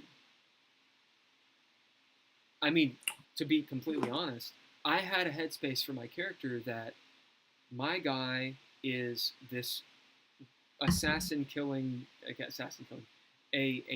killing assassin with this dark past. And when he pulls off the mask, he's like, he taps into the dark side, using Vapad, the shit that Mace Windu did. So like Mace Windu is the only one that could do it without going full dark side. My guy, of course, could do it, but he is going to go to the dark side if he does it, right? So he's this sociopath. He's becoming a sociopath, basically. And when that happens, he goes all Dexter and just wrecks people with his lightsaber. That was the scene. And Nigel had done a beautiful job at, describing the scene. It was dark and cool, and the music was on point. You got fucking candles and shit. and I step into the shadows, ignite the fucking lightsaber, and get wrecked. Like, the next scene is like my guts everywhere. The fucking sis Ruby like fucking me in the ass, pounding my shit against the wall. And I'm like, well, that's not the headspace I had going on. Well, let me ask this. Yeah. When you went into this encounter, how did you feel about this thing across from you? Before you started swinging, how did you see this encounter? Did you see it as, this is really deadly? This is going to be really hard? Or did you go into it thinking, I'm going to kick its ass? The latter. I thought it was going to be a very cinematic, which would be we don't really need to define that, but we could, like a movie. A very cinematic, the role-playing aspect is where the injury happens. Because it's someone who is willing to, like take the stent pack and juice themselves and hurt their soul to do this awful thing, and then comes back like emotionally wounded. That was the scene I had in my mind. Next question. Yeah. Next question. How did he present it? Did he present it as such? No. Or was he trying to present it as, this is fucking dangerous? He presented it as, this is fucking dangerous. See, that's what I'm saying. I think that's where the miscommunication is, right? Yeah. And he's the arbiter. So there's this idea of, you're supposed to all be playing the game. And the system is supposed to, and I'm using our definition of system here, the mechanics relating to the fictional experience. The system rewards players and the arbiter for being on the same page. He had this whole scene, but I think that my headspace kind of blinded me to that. And I was trying to direct it a little bit more, but it wasn't that mechanically, right? So you have an arbiter decision where it's like, well, I'm sure Nigel knew what I was doing, but he was also like, this guy's got the plus, he's got the numbers, and you don't. So he makes a decision, right? I'm going to go by what this scene is supposed to be, what this encounter is supposed to be, which is you all dealing with a very powerful foe. And that means the casualty is my character, Durgan is his name, gets the shit kicked out of him, right? Do I need to get butthurt over it? In dealing as a player, I would normally say that getting butthurt, meaning getting upset and then being pretentious about it, is a bad thing, or is a maladaptive thing, is maybe a better way to say it. That said, I don't want to ruin the moment, the atmosphere, the headspace of everyone else by saying, okay, well, out of game real quick, let's discuss my emotions. Because I recognized, as a player, I'm in the wrong here. Like, I was trying to direct a scene. Cthulhu pops out of the ground. Okay, I shoot him. I want it to be a heroic scene. It's not going to be a heroic scene. It's Cthulhu. Right. You get eaten before you get a shot off. And you melt. Right. You're like, and your eyeballs fall out. Because that's the game. And I missed that, but I was still upset. So in my mind, how do you deal with that? And yet maintain, because you got the music going, man. You got the lighting going. There's a point in the movie. It's harder. Right. To me, it's harder. Okay, so on the topic of unbalanced or imbalanced, I guess, imbalanced encounter. And by that, I mean a situation where you're up against something that is most likely beyond your ability. So it has to be, of course, there's just certain rules. Like you have to be able to kind of sense the danger leading up to it, or have a chance to escape, or whatever, or do something to circumvent whatever. You can't feel like you have no choice. For example, I was playing one time and I remember we went through a portal, and there's like a teleportation portal, Yep. and without any warning, there's a giant on the other side that attacks immediately. So surprise round, nothing. There's nothing to know on the other side. I know who was Crits running me, I this die. game. Like you're right, right. So I'm like, okay, was I butt hurt? Of course, because I felt cheated. Yeah. Right. But those types of encounters are best done in games like dungeon crawls, where you can wander upon them and there's a randomness and there's a feeling that the world is alive around you, and there are things that will kill you and there's things that you can beat up, and there's going to be some close calls, and we're going to let the dice decide, and there's that kind of feeling. It's totally different when you have a story, right, that someone has pre-planned for you and brought you in front of this, because then in order to present this, you have to really present it, and you have to say this might be too much, because if I'm leading you into this and making you encounter it and just beating you up, it's no fun. Okay. Right. It never is. But it's like if you're Luke Skywalker and Yoda's telling you, don't go, you're not ready, and you're like, I'm going to do it on my own. I'm going to go straight there by myself. And then when your hand gets cut off, you can't be fucking pissed. Right? In Nigel's defense, because I am the one that got butthurt, I do not disagree with his decisions. And that's not to contradict you at all. I completely agree with you. That's part of, I think, being a good storyteller, and also being a good player. Because, like you said, to pull out the definitions, what is a tabletop role-playing game but a collaborative conversation about a shared fictional space to tell a story. It is a shared space. Now, people do have different agendas. Let's define two things. I'm going to let you define these because I think you have it more top of mind. Old school gaming, new school gaming, if it even has a name. Well, so it is hard because there are so many variations. It's like doing this is trying to define genre, right? Like there's some big sort of things that you can kind of point at, and then there's some smaller things that usually here, usually there, but you're never going to find a definition that general is satisfactory. Idea. Right? But generally, if you're looking at old school, what you have is exploration comes to the forefront. It tends to be harder. You let the dice roll. It's more about the player's wit.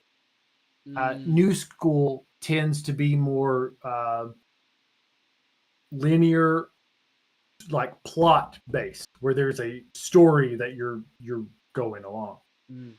But there's so many things involved with that,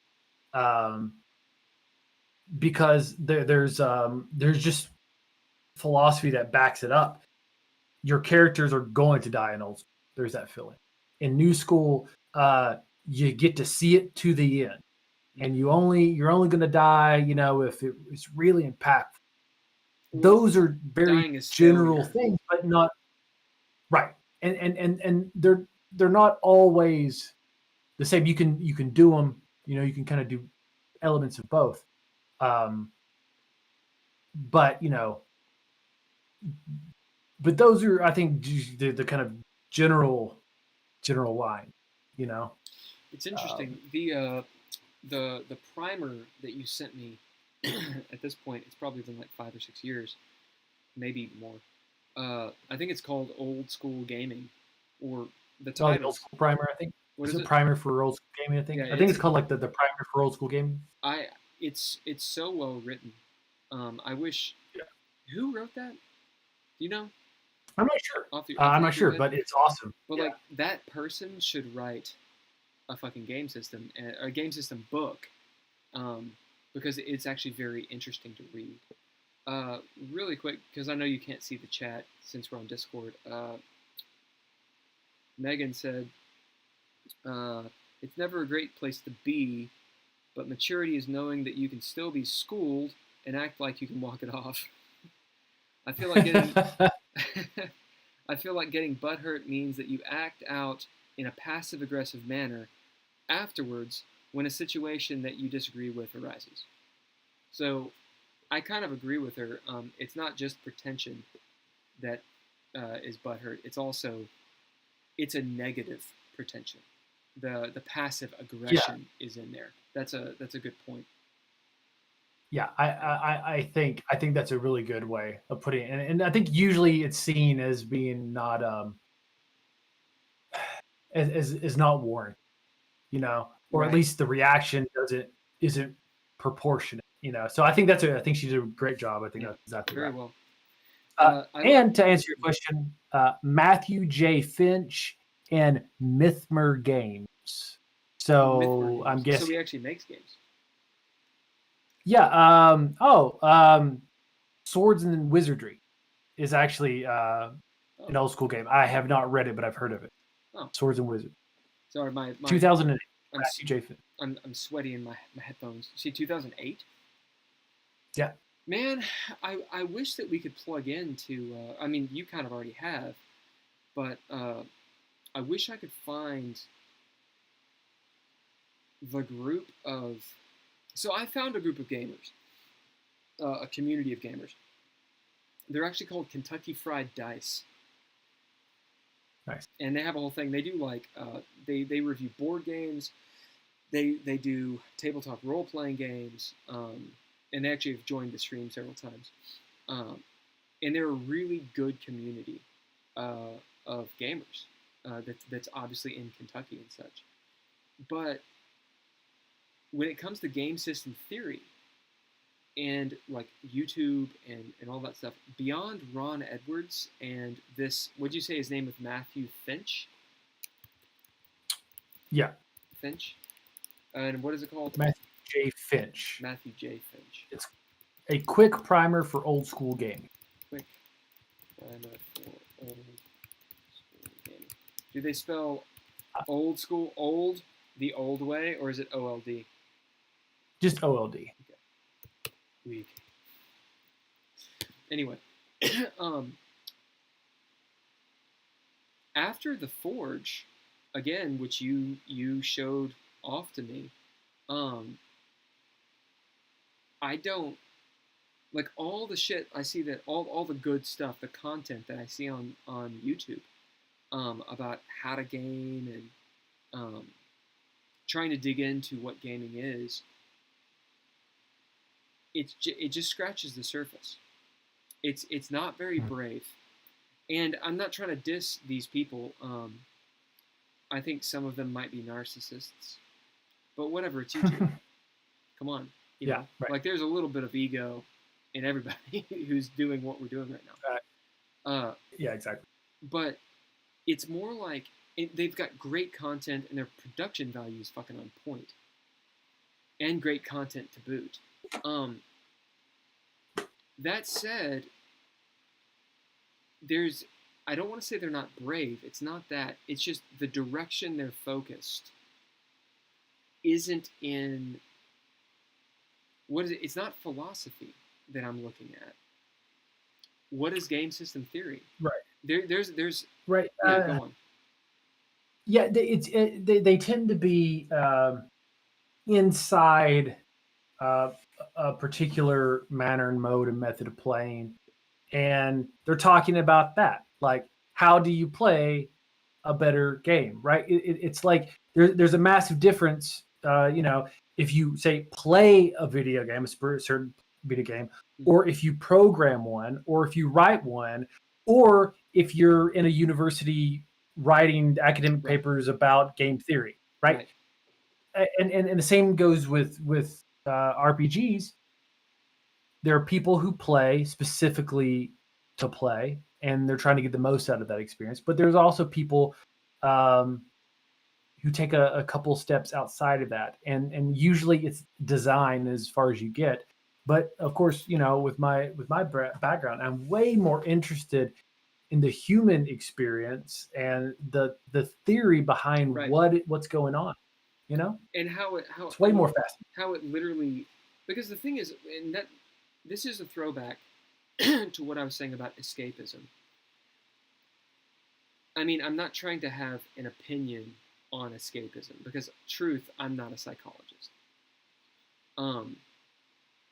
I personally, though, do not play games for escapism. Now, to define what that means, to escape my life, because I want to experience something that I can't experience that is better than my life. That when I say escapism, that's what I'm talking about. The willful attempt to escape what I do not like, which is my life, right?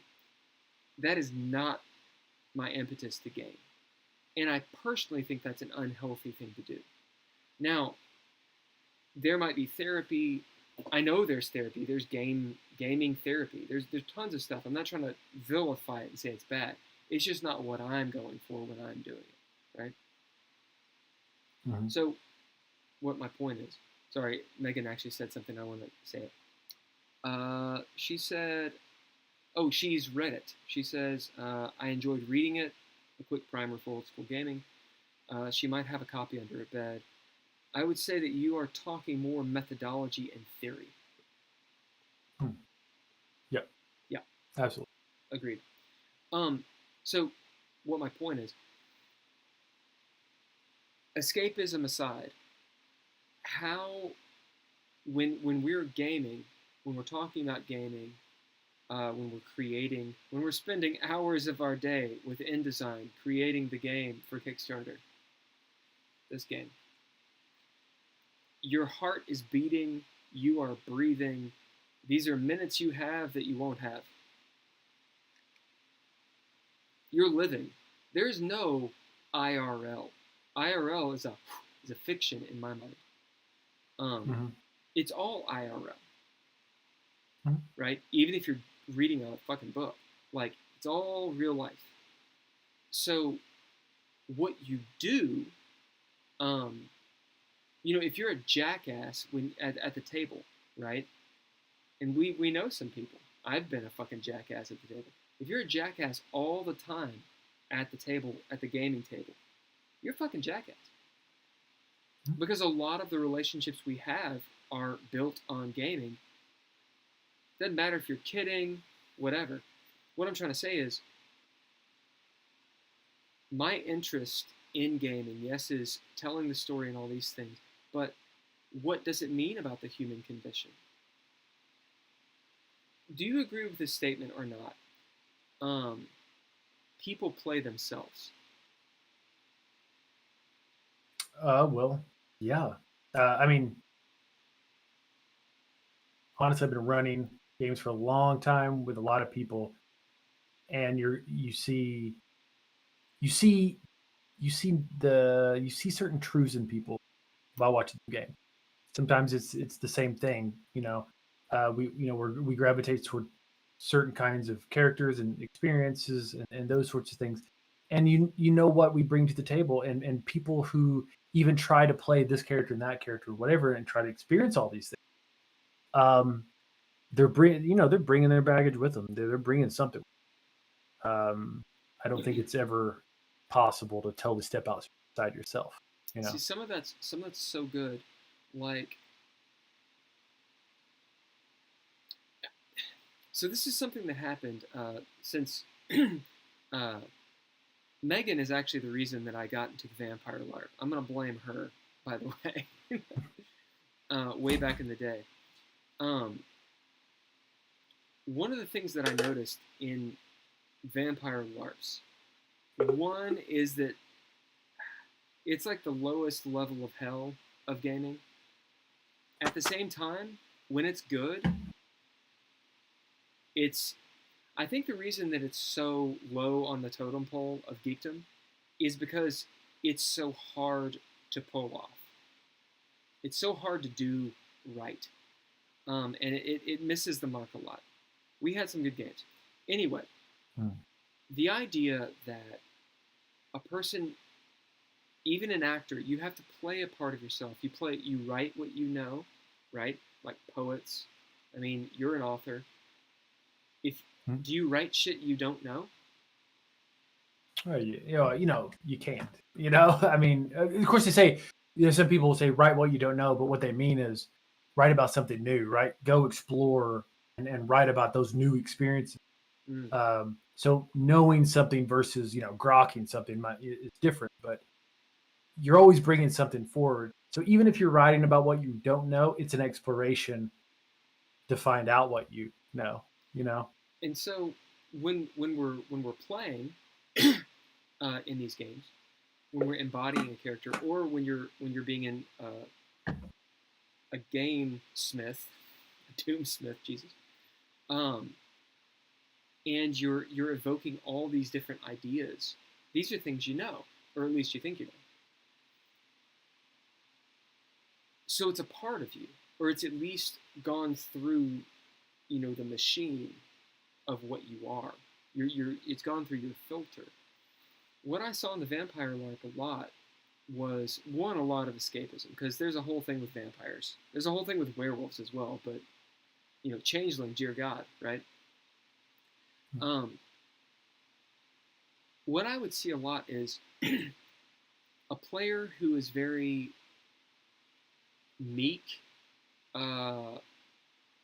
skinny, small, weak in a lot of ways, or at least that's their mentality about themselves. And they would take on a character, describe yourself. Well, I'm huge and I'm rippling muscles and loads of hair. Oh my God, the hair is amazing, just all over my head, right? Yeah. Right? All the things you're not. Oh yeah, how old's your character? Well, I'm about 40. Your character is your age, right? I'm about 38. And I remember thinking, the problem is, in a LARP, live action role play, it really is more of an old school mentality, ironically. I don't know when LARPing became a thing. I'm assuming the late 90s. I don't fucking know. I have no idea. Do you know? When did LARPing become a thing? No. I don't know. Probably a lot earlier than we would assume. Because there were probably people doing that's probably true. 400 years ago somewhere. So I don't know. Right, exactly. The idea that you have to play on your wit. If you're sitting around, like an underworld and you're all in fucking black and suits for some reason, because that's what vampires do, and someone's playing the vampire like the Ventru, who is really smart and witty, and you are a person who is gifted with those things, maybe being smart and witty, and so is not, but they're playing that character, so they have the numbers, and it just falls on its ass. You know what I'm saying? Like, what do you do as the storyteller? I'm trying to wrap this back to our actual conversation. What do you do as the storyteller to bring that fiction back? Right? Maybe even taking it out of a LARP. At the table, someone is playing a really smart character, a very high wisdom character, but what their action is obtuse. It's willfully ignorant. They're not doing something smart. How do you maintain that fiction as the storyteller? Because that character is smart, they're wise. They're the wise Jedi who's not being wise. But their action's supposed to be wise. You see what I'm saying? It's like watching a cringy movie. Like it's a love scene, and you're like, ooh, that doesn't work. Mm-hmm. But you have control over it. So how do you do that? How do you orchestrate that? Question Well, one. Question two, does that have anything to do with the system? so one, what do you do? You can throw out these old things about like rolling a check versus character knowledge and player knowledge and all that stuff in different games, how that works. But honestly, uh, I think that those issues are sort of like non-issue. And what I mean by that is if you fall into this groove with a group and there's trust going on, people just kind of roll with it. And when you're really immersed, you can't be more glib than you are. Mm. You know, maybe if you're in a moment where you have confidence in a game where you don't have it in real life, that comes out to you a little bit, but it's the tools you're working with. You can't be more creative, you can't be more witty, you just you can't. So you play within the means. Mm. But I think that it's kind of a non-issue because I don't think that those things, unless you're pointing at them directly, most of the time they don't really matter. Because you're going to say something and then you're going to roll some dice or whatever, and you're just going to be how it is. Like I like even in when we would play before, and someone have an 18 intelligence wizard and someone have a 9 wisdom character. Like in the end, you're just playing, and it's not a huge deal. Maybe it's going to be different in a LARP. I'm not sure. I've never LARPed, but Really? I think yeah, I have it. I think it only is an issue conceptually. I don't think it's that big of an issue when you actually play. At least from my experience. Maybe that's just me playing with smart people. I don't know. Or all of us thinking we're smarter than we are. Maybe it's one of those two things. I'm not sure. No, we're but smart. the second, yeah, but the second question, yeah, absolutely, system matters. I think system matters for almost anything that you're doing. And you can see it in certain aspects. Like if you have a game that has a know something skill, right? Like roll to know it, and then you fail, and then you don't know it. It's like that. It's like throwing up a block in the road. It's really stupid. I think most games don't need a knowledge skill, for example. Of course, depends on the game you're playing, but and it's if you're doing games that are task based, a yes or no sort of thing. Once again, I think you were kind of hitting on this in your other rant the other night, but doing what you're good at versus not what you're bad at, and when you roll dice and when that matters, I think it really determines things. Because of course, if you know something as the player that you should do, but the dice are forcing you to act against that, it's almost never fun. It's only you have to incentivize someone to do that. Like for example, if you can act dumb and get rewarded for it because your character's dumb. If I do stupid stuff and I get extra experience points, then it's great. But if it's like, well, I know what we should do. Well, the dice tell me no, I can't. Okay, that's stupid. It's like if you've ever played in a story, and then someone like a really plot heavy game, and someone charms your character, and they're trying to get you to do stuff. It's like fucking annoying, So yeah, system absolutely conditions. So Megan said she actually knows the first LARP that's recognized as a live action role playing game was in 1977. It is called, how do you pronounce that? It's called Dagor here. I just pronounced it. It's Dagorhir. Which, an aside, so I started reading on these live streams, The Eye of Argon. Yeah. I have not finished it. At some point, would you like to join me in reading The Eye of Argon? Impromptu. Yeah. Doing voices. Yeah. You got to do voices, and it's impromptu. You cannot read it beforehand. Absolutely. Well, I've read half of it. Yeah, well, I've done half of it, so we're going to start from there. It's great. I love to. Absolutely. Those green orbs shall look upon your hulking figure in so many adjectives. Krignagar Darbar Gabar Darg. Yeah. Whatever the fuck it's called. Megan was like the only person who watched it. Thank you, Megan, by the way, for for humoring me on that.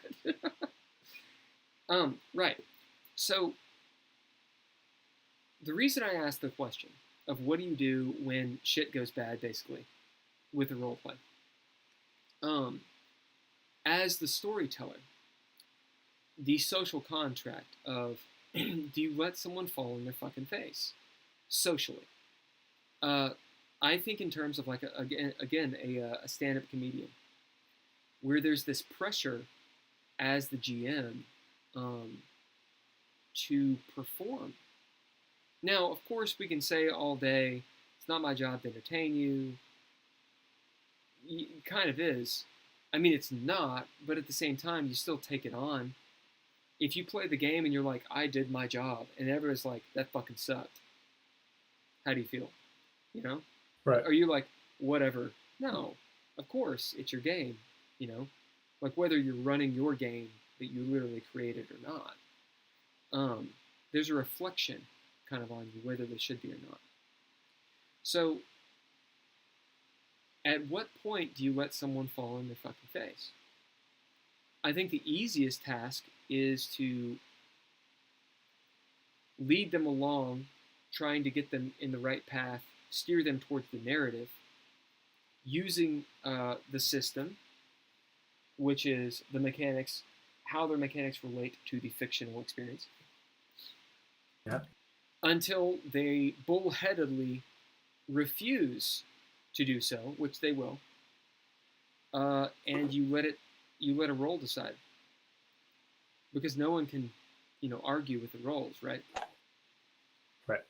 I mean, how do you think about that, or is it a non-issue? No, it's certainly an issue. A lot of times, I think people adapt to it and learn through time without really knowing. It's one of those kind of like passive skills that you cultivate because, and I picked it up over time because I remember playing under certain GMs when I was younger that were more experienced than me, and they don't tell you as much as they are able to assuage the tensions and sort of usher in a certain way that you give enough information. And this is something that I think a lot of novice GMs have a problem with, is not giving enough information. Because when you have a GM, they're the focal point of the world. They're the lens in which you see the fiction. Right. So you have to not only think about what is there, but you have to think about what are the concepts that the characters are going to be having that you have to relate to the. It's like reading a Arthur Conan Doyle short story, and having it all fair play, being able to see everything, and that sort of thing. That's important. It's not fun to be in a situation where the GM knows something you don't know, and they're not helping you get there. So you have to go through, not only navigate the situation, but you have to navigate the murk of this communication process. That's why it's collaborative. Just tell the person, be clear, open up, and say this is this, and don't worry about giving too much information. Always err on that side, and that's something that people learn as they GM more. They're just open with it. You don't need to hide everything behind some gate of a check or something like that. The only time that the dice need to come out is when it's interesting. What's And in most good games, those dice are going to push the game forward. That's what matters. There's 3 things I want to say. One is the chat. I need to pop the chat up so you can fucking see it, but I don't know how to do that right now. Megan says she would love to hear or see more of the Eye of Argon, so we need to do this. Okay. We might even have to start it over.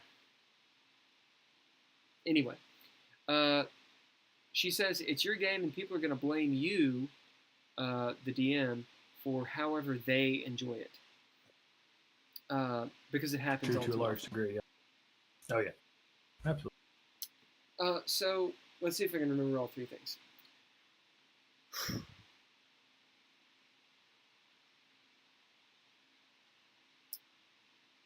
One thing about so I'm running this game Richmond Fay. That's the Monday night game.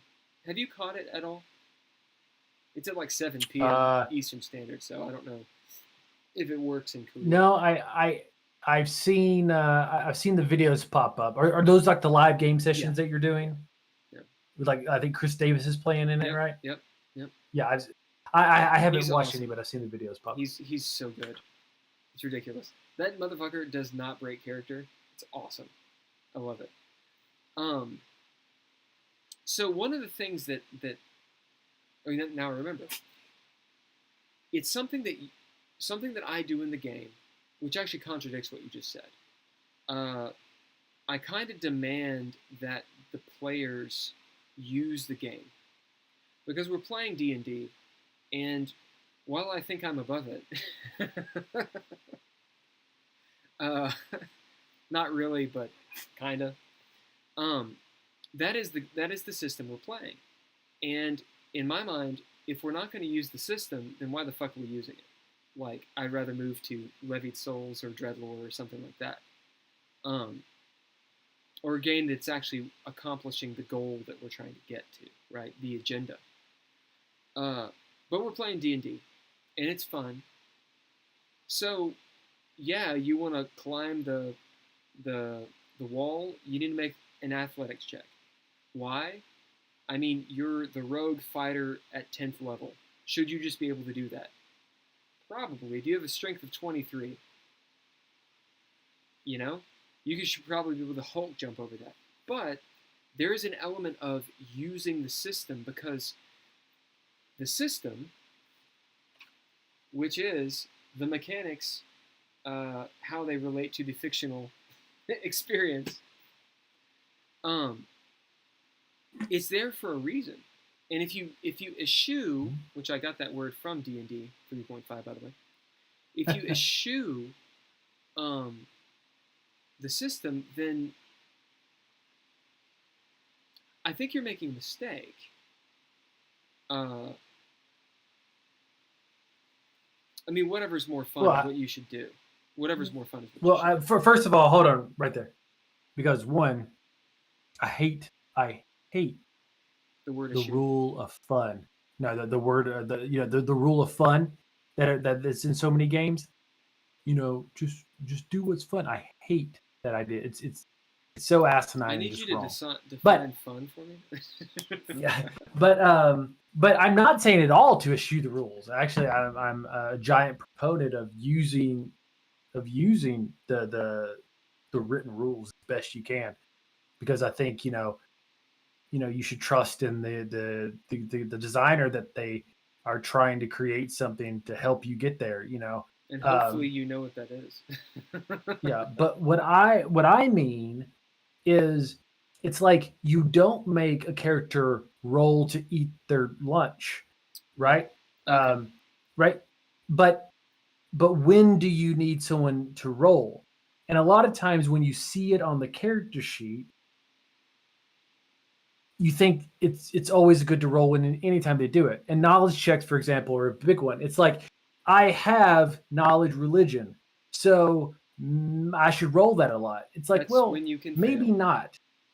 Right? Exactly. And well, I see, not even always when you can fail, when it's interesting, because sometimes, for example, a good example is a lot of times you get people through a dungeon, and then at the end, a lot of times the DM would be like, okay, great, you got the treasure.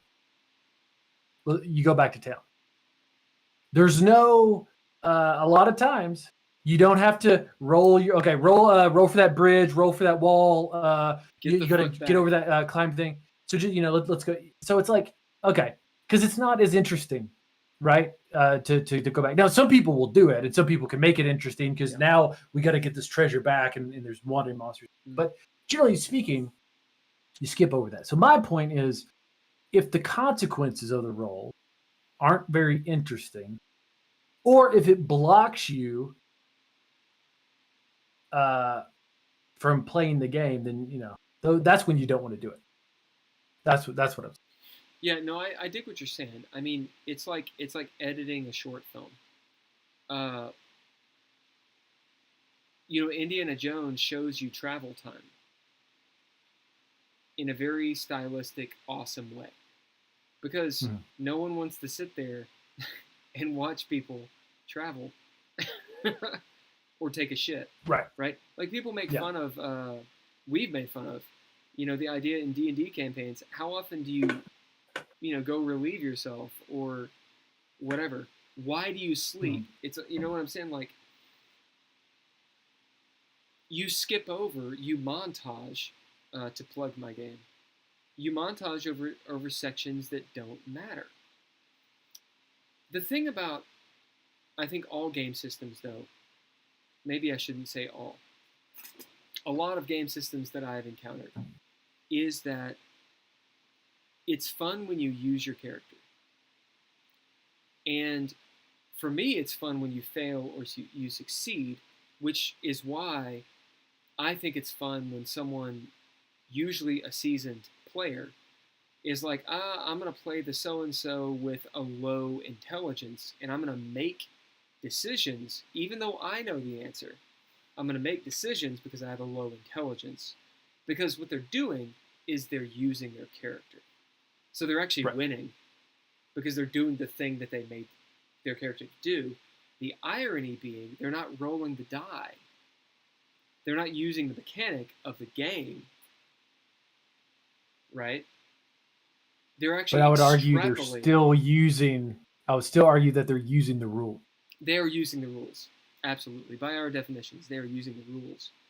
So that's that higher level of maybe where you should be. The true understanding of mixing the agenda, the headspace, the mechanics, the text, all that crap is kind of where the rules live, right? It's like, let me go out of my bounds really quick into the deep end. It's like the spiritual level of Kierkegaard. just don't hurt me. Anyway, second thing I was going to say, you ran a game many moons ago. There was a red priestess. I don't know. We were in a D&D 3.5 setting. It was back in Richmond, and we were all level 1. My character was a bard, and he had a rattle. His name was Rattles, I'm pretty sure.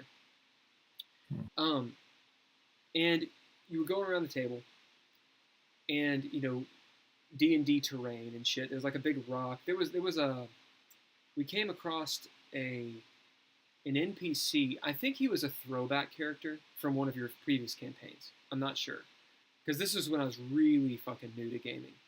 And he was like a blackguard of some sort, sitting there, had his fucking black steed. He's in full plate, just chilling out like anime character smoking like a cigar or something. Anyway, my point. We were first level, and it was one of the most fun, most enjoyable sessions that I've had, by and large because of the way you DM'd it. It was very impressionable on my playing and DMing, and this one aspect was this. There was a river or some shit, and some boulders.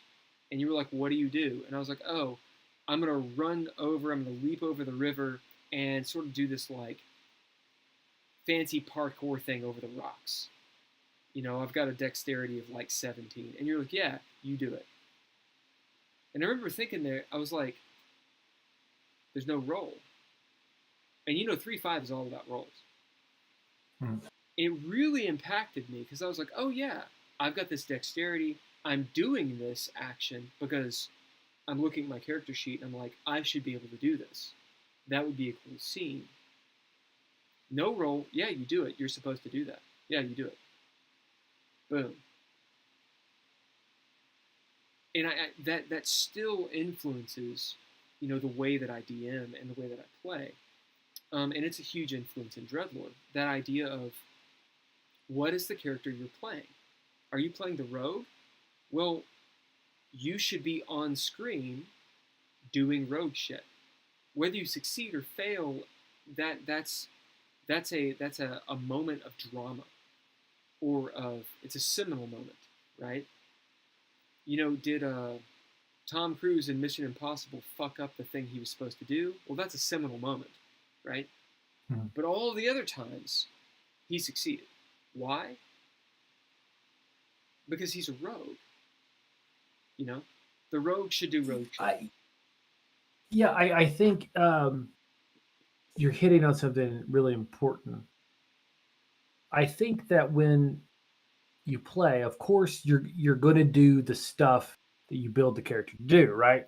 And that means you can fail at those things, right? Mm. So sometimes you'll have the warrior trying to pick the lock or whatever, but for the most part, you have the rogue doing roguey stuff, the fighter doing fighter stuff, and maybe outside of the fumble mechanics that various games have, I think the important thing is when a character fails doing what they're supposed to be doing, you as the GM don't make them fail incompetent.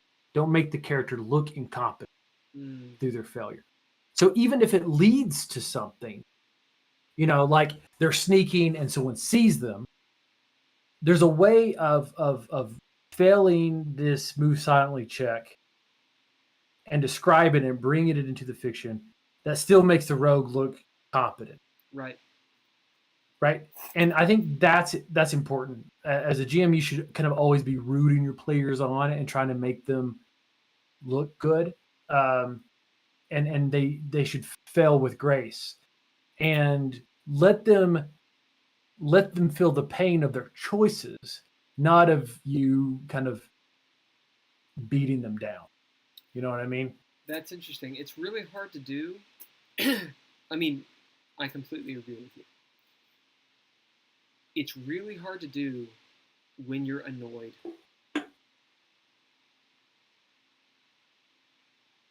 That's yes, of course. One of the last games that I had, not the last game, but one of the last. One of the characters, I won't be passive aggressive about this at all. His name's Dav, played by Chris Williams. He's been on here a ton. Chris is awesome. He's actually just started DMing, and I think he'll actually be a good DM. His character, so it's Planescape, D&D, and they're in Dis. They're in the layer 2 of Hell. And it's awful. I've gone to great lengths to make them know that it's awful. Long and short of it is, they were in a scene where they have met a Cornigan, a horn devil, who they actually had somehow killed when they were in Sigil. So they're in Hell, re-meeting this Cornigan, right? And they actually asked for that.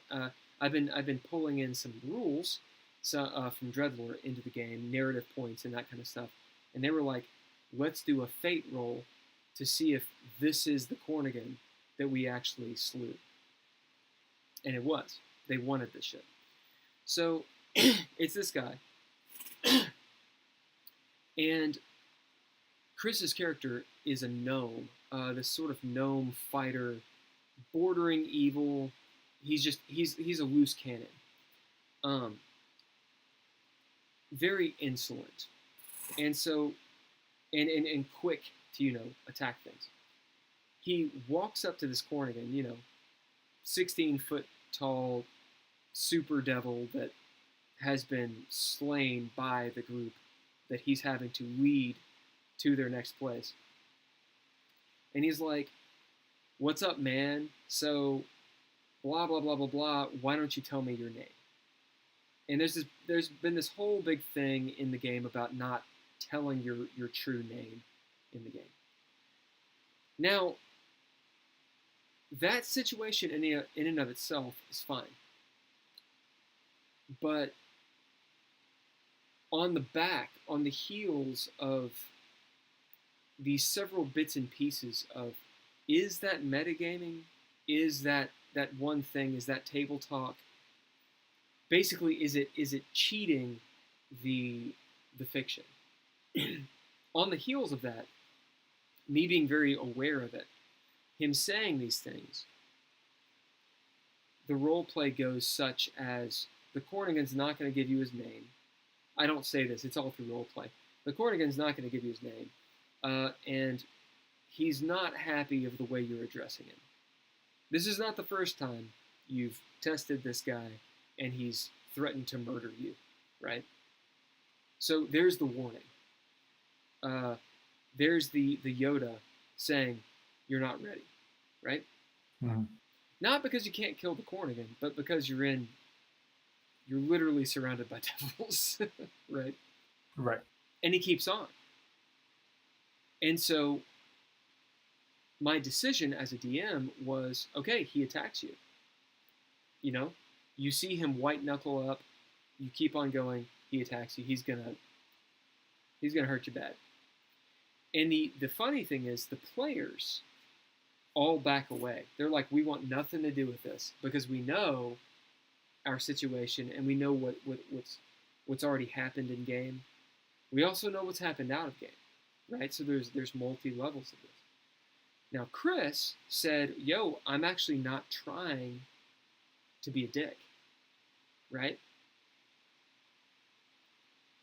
How do you deal with that as a DM? Because there's a lot of facets there, right? Well, yeah. I mean, there's no right I play to the here, scene. What do you think? Yeah. I mean, I just play. I play to the scene. I play the NPCs as they should play, and given the situation and my best, understanding of it, and that includes the other devils. This devil, what he's saying, and I just, I think of that NPC, like, what's their motivation? What kind of character are they? And then I play it. And if that leads to, if that leads to that character's death or a party wipe or whatever, then so be it. But I don't want to protect. It has to be, I root for the characters, but I got to, I got to challenge them and I got to give them the pain. I always bring in the pain. That's important. Now here's the second Always question. bring in the pain. Here's the second question. So you play to the NPCs, or you play to the fiction, actually, right? The story. Yeah. Everything has an inertia, and you cannot stop that, right? Or an energy, you don't want to stop the energy. However, what if the issue is a miscommunication? Because there's loads of players. I'm in a couple games playing with these players, and I love them to death. But there's a point where you're like, it's hard to get into the fiction when we're in the 17th century and you're talking like you're in the 22nd. Right. But whatever. Headspace. When it's an issue of intention, right? So the player literally says, "Hey, hands on the hips, big dude, why is it that you follow so-and-so after we killed you?" Which, the fiction, this is a tenuous, this is a very precarious situation. They are on the edge of a knife. And that is a very tactless way of broaching that subject. The player did not use the system. They didn't say, yo, I roll perception or persuasion. Had he said that, I'd have been like, oh, I see what you're saying as a player. The game system is translating it through your perception or your persuasion roll into whatever it should be, right? He didn't do that. Did he mean to? Do I throw him a bone? Hey, maybe you should roll persuasion on that. Well, I didn't do that. Instead, I was like, he says, don't call me man. I'm not a pitiful man. I'm above you. I'm not immortal. And he's like, right, anyway, so man, anyway. And I was like, he attacked you. Yeah, well, I mean, You see where I'm going that's with what it? I would have done. Yeah. You know, you always have to try your best to be clear. You gotta, you know, like sometimes things get all murky. You don't know what's going on. It's another thing that Rod and I were talking about, about being on like knowing what the situation, being on the same page, and using clarifying language. So like it's easy to think in combat. Okay, now where am I compared to this and this and this or whatever? But there's a whole other level of murk with when you think of how the player is interpreting the scene from this character's point of view, and you as the GM interpreting the situation through your kind of more GM point of view. So it's important to always cut down the murk as best you can, because what you want is when the player does something in the game, you want them to understand the situation given what they should know. You know what I mean? Like, right. It should be fairly clear. And sometimes it's okay to stop and say, okay, hold on. You know that this dude is this, and here's the situation, right? You understand that. And because sometimes you'll be like, oh, fuck, I didn't even think about it. Okay, back in, now that you understand that. It's okay. Because, you know, I don't want to there's so much in the game to keep control over your mind. I don't want to throw it all on the player and be like, hey, it's you. This isn't a dungeon where, you know, I have the, you know, you need the 11-foot pole, not the 10-foot pole to get by the trap, you know, that sort of thing. I just give them the information and let them roll with it, because I want their choices. I want their agency. I want that bubble of agency to be big enough so that they don't feel cheated. Agency defined? Well, in this situation, the ability to make meaningful, you know, I want them to feel like their choice matters and that they have all the information pertinent to the situation to make those choices. Not to say that there can't be hidden things, you know, like a trap or something like that, or you don't know that this guy's actually this other guy's secret brother or whatever. Like, I'm not saying that. I'm just saying you cleared up the murk, so you're on the same page. So we generally know what the intentions are and that they align with the. Because you don't want a situation, and we've all been there. Well, had I known that, I wouldn't have blah blah blah, or you know, like, and that's no fun. I don't want to rewind. I don't want to do that. So I want everything to be as clear as possible. Right. That being said, if I feel like it's clear as possible, then I drop the hammer. You know, like yeah, you caught a man right after he said hey, he said not. So, you know, now you're on his horn, and you know he's wearing your butt like a dunce cap. Like that's, you know, that's what happened. Enjoy it. Yeah. All right. So let's wrap this up, because we're right. we're our time. My time. It's 1:30. What time is it over there? 2:30 p.m. 2:30 p.m. Oh man. Yeah, I thought this was going to be 40 minutes. I've been sitting in this uncomfortable stool. I know. I was like, there's no blood in my legs. Yeah. So we have defined loads of words, of definitions. I'll probably post them because I think it's really good. Would you like to be back on here to discuss something else? Yeah, anytime. It would be great. I would think absolutely it would be cool if it's at a point I think it'd be cool to talk about Levied Souls, Yeah. and other stuff. If chat people want deeper stuff of game system theory or a different topic, if you can think of one. I have a few written Absolutely. down, but Yeah, sure.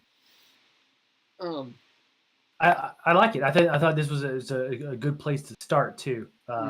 Always like getting the definitions out of the way. oh yeah, well we need to really hammer them. Megan says it is 10:30 where she is. She says you guys did words good. Yeah, Nice. dude. Be safe in the Korea, and I'll stop the live stream and we can talk a little bit after that. Sure. If you want. But any closing thoughts for people that happen to watch?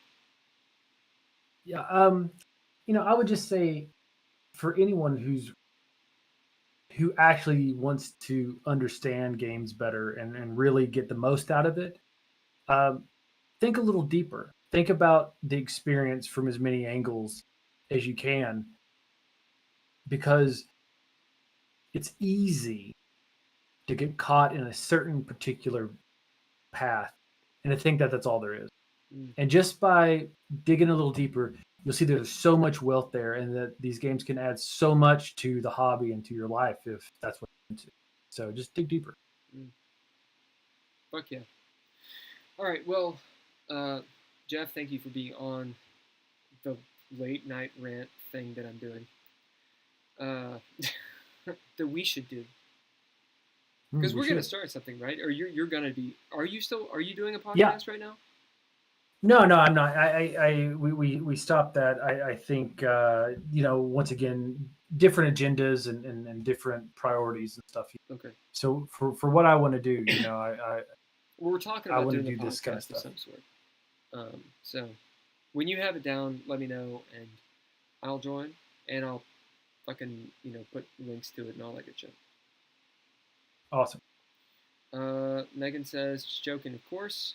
I'm generally much more articulate, but you know that. Indeed, I do. All right, dude. I'm going to shut off the stream. Bye, everyone. Thank you, Megan, for jumping on. I appreciate it.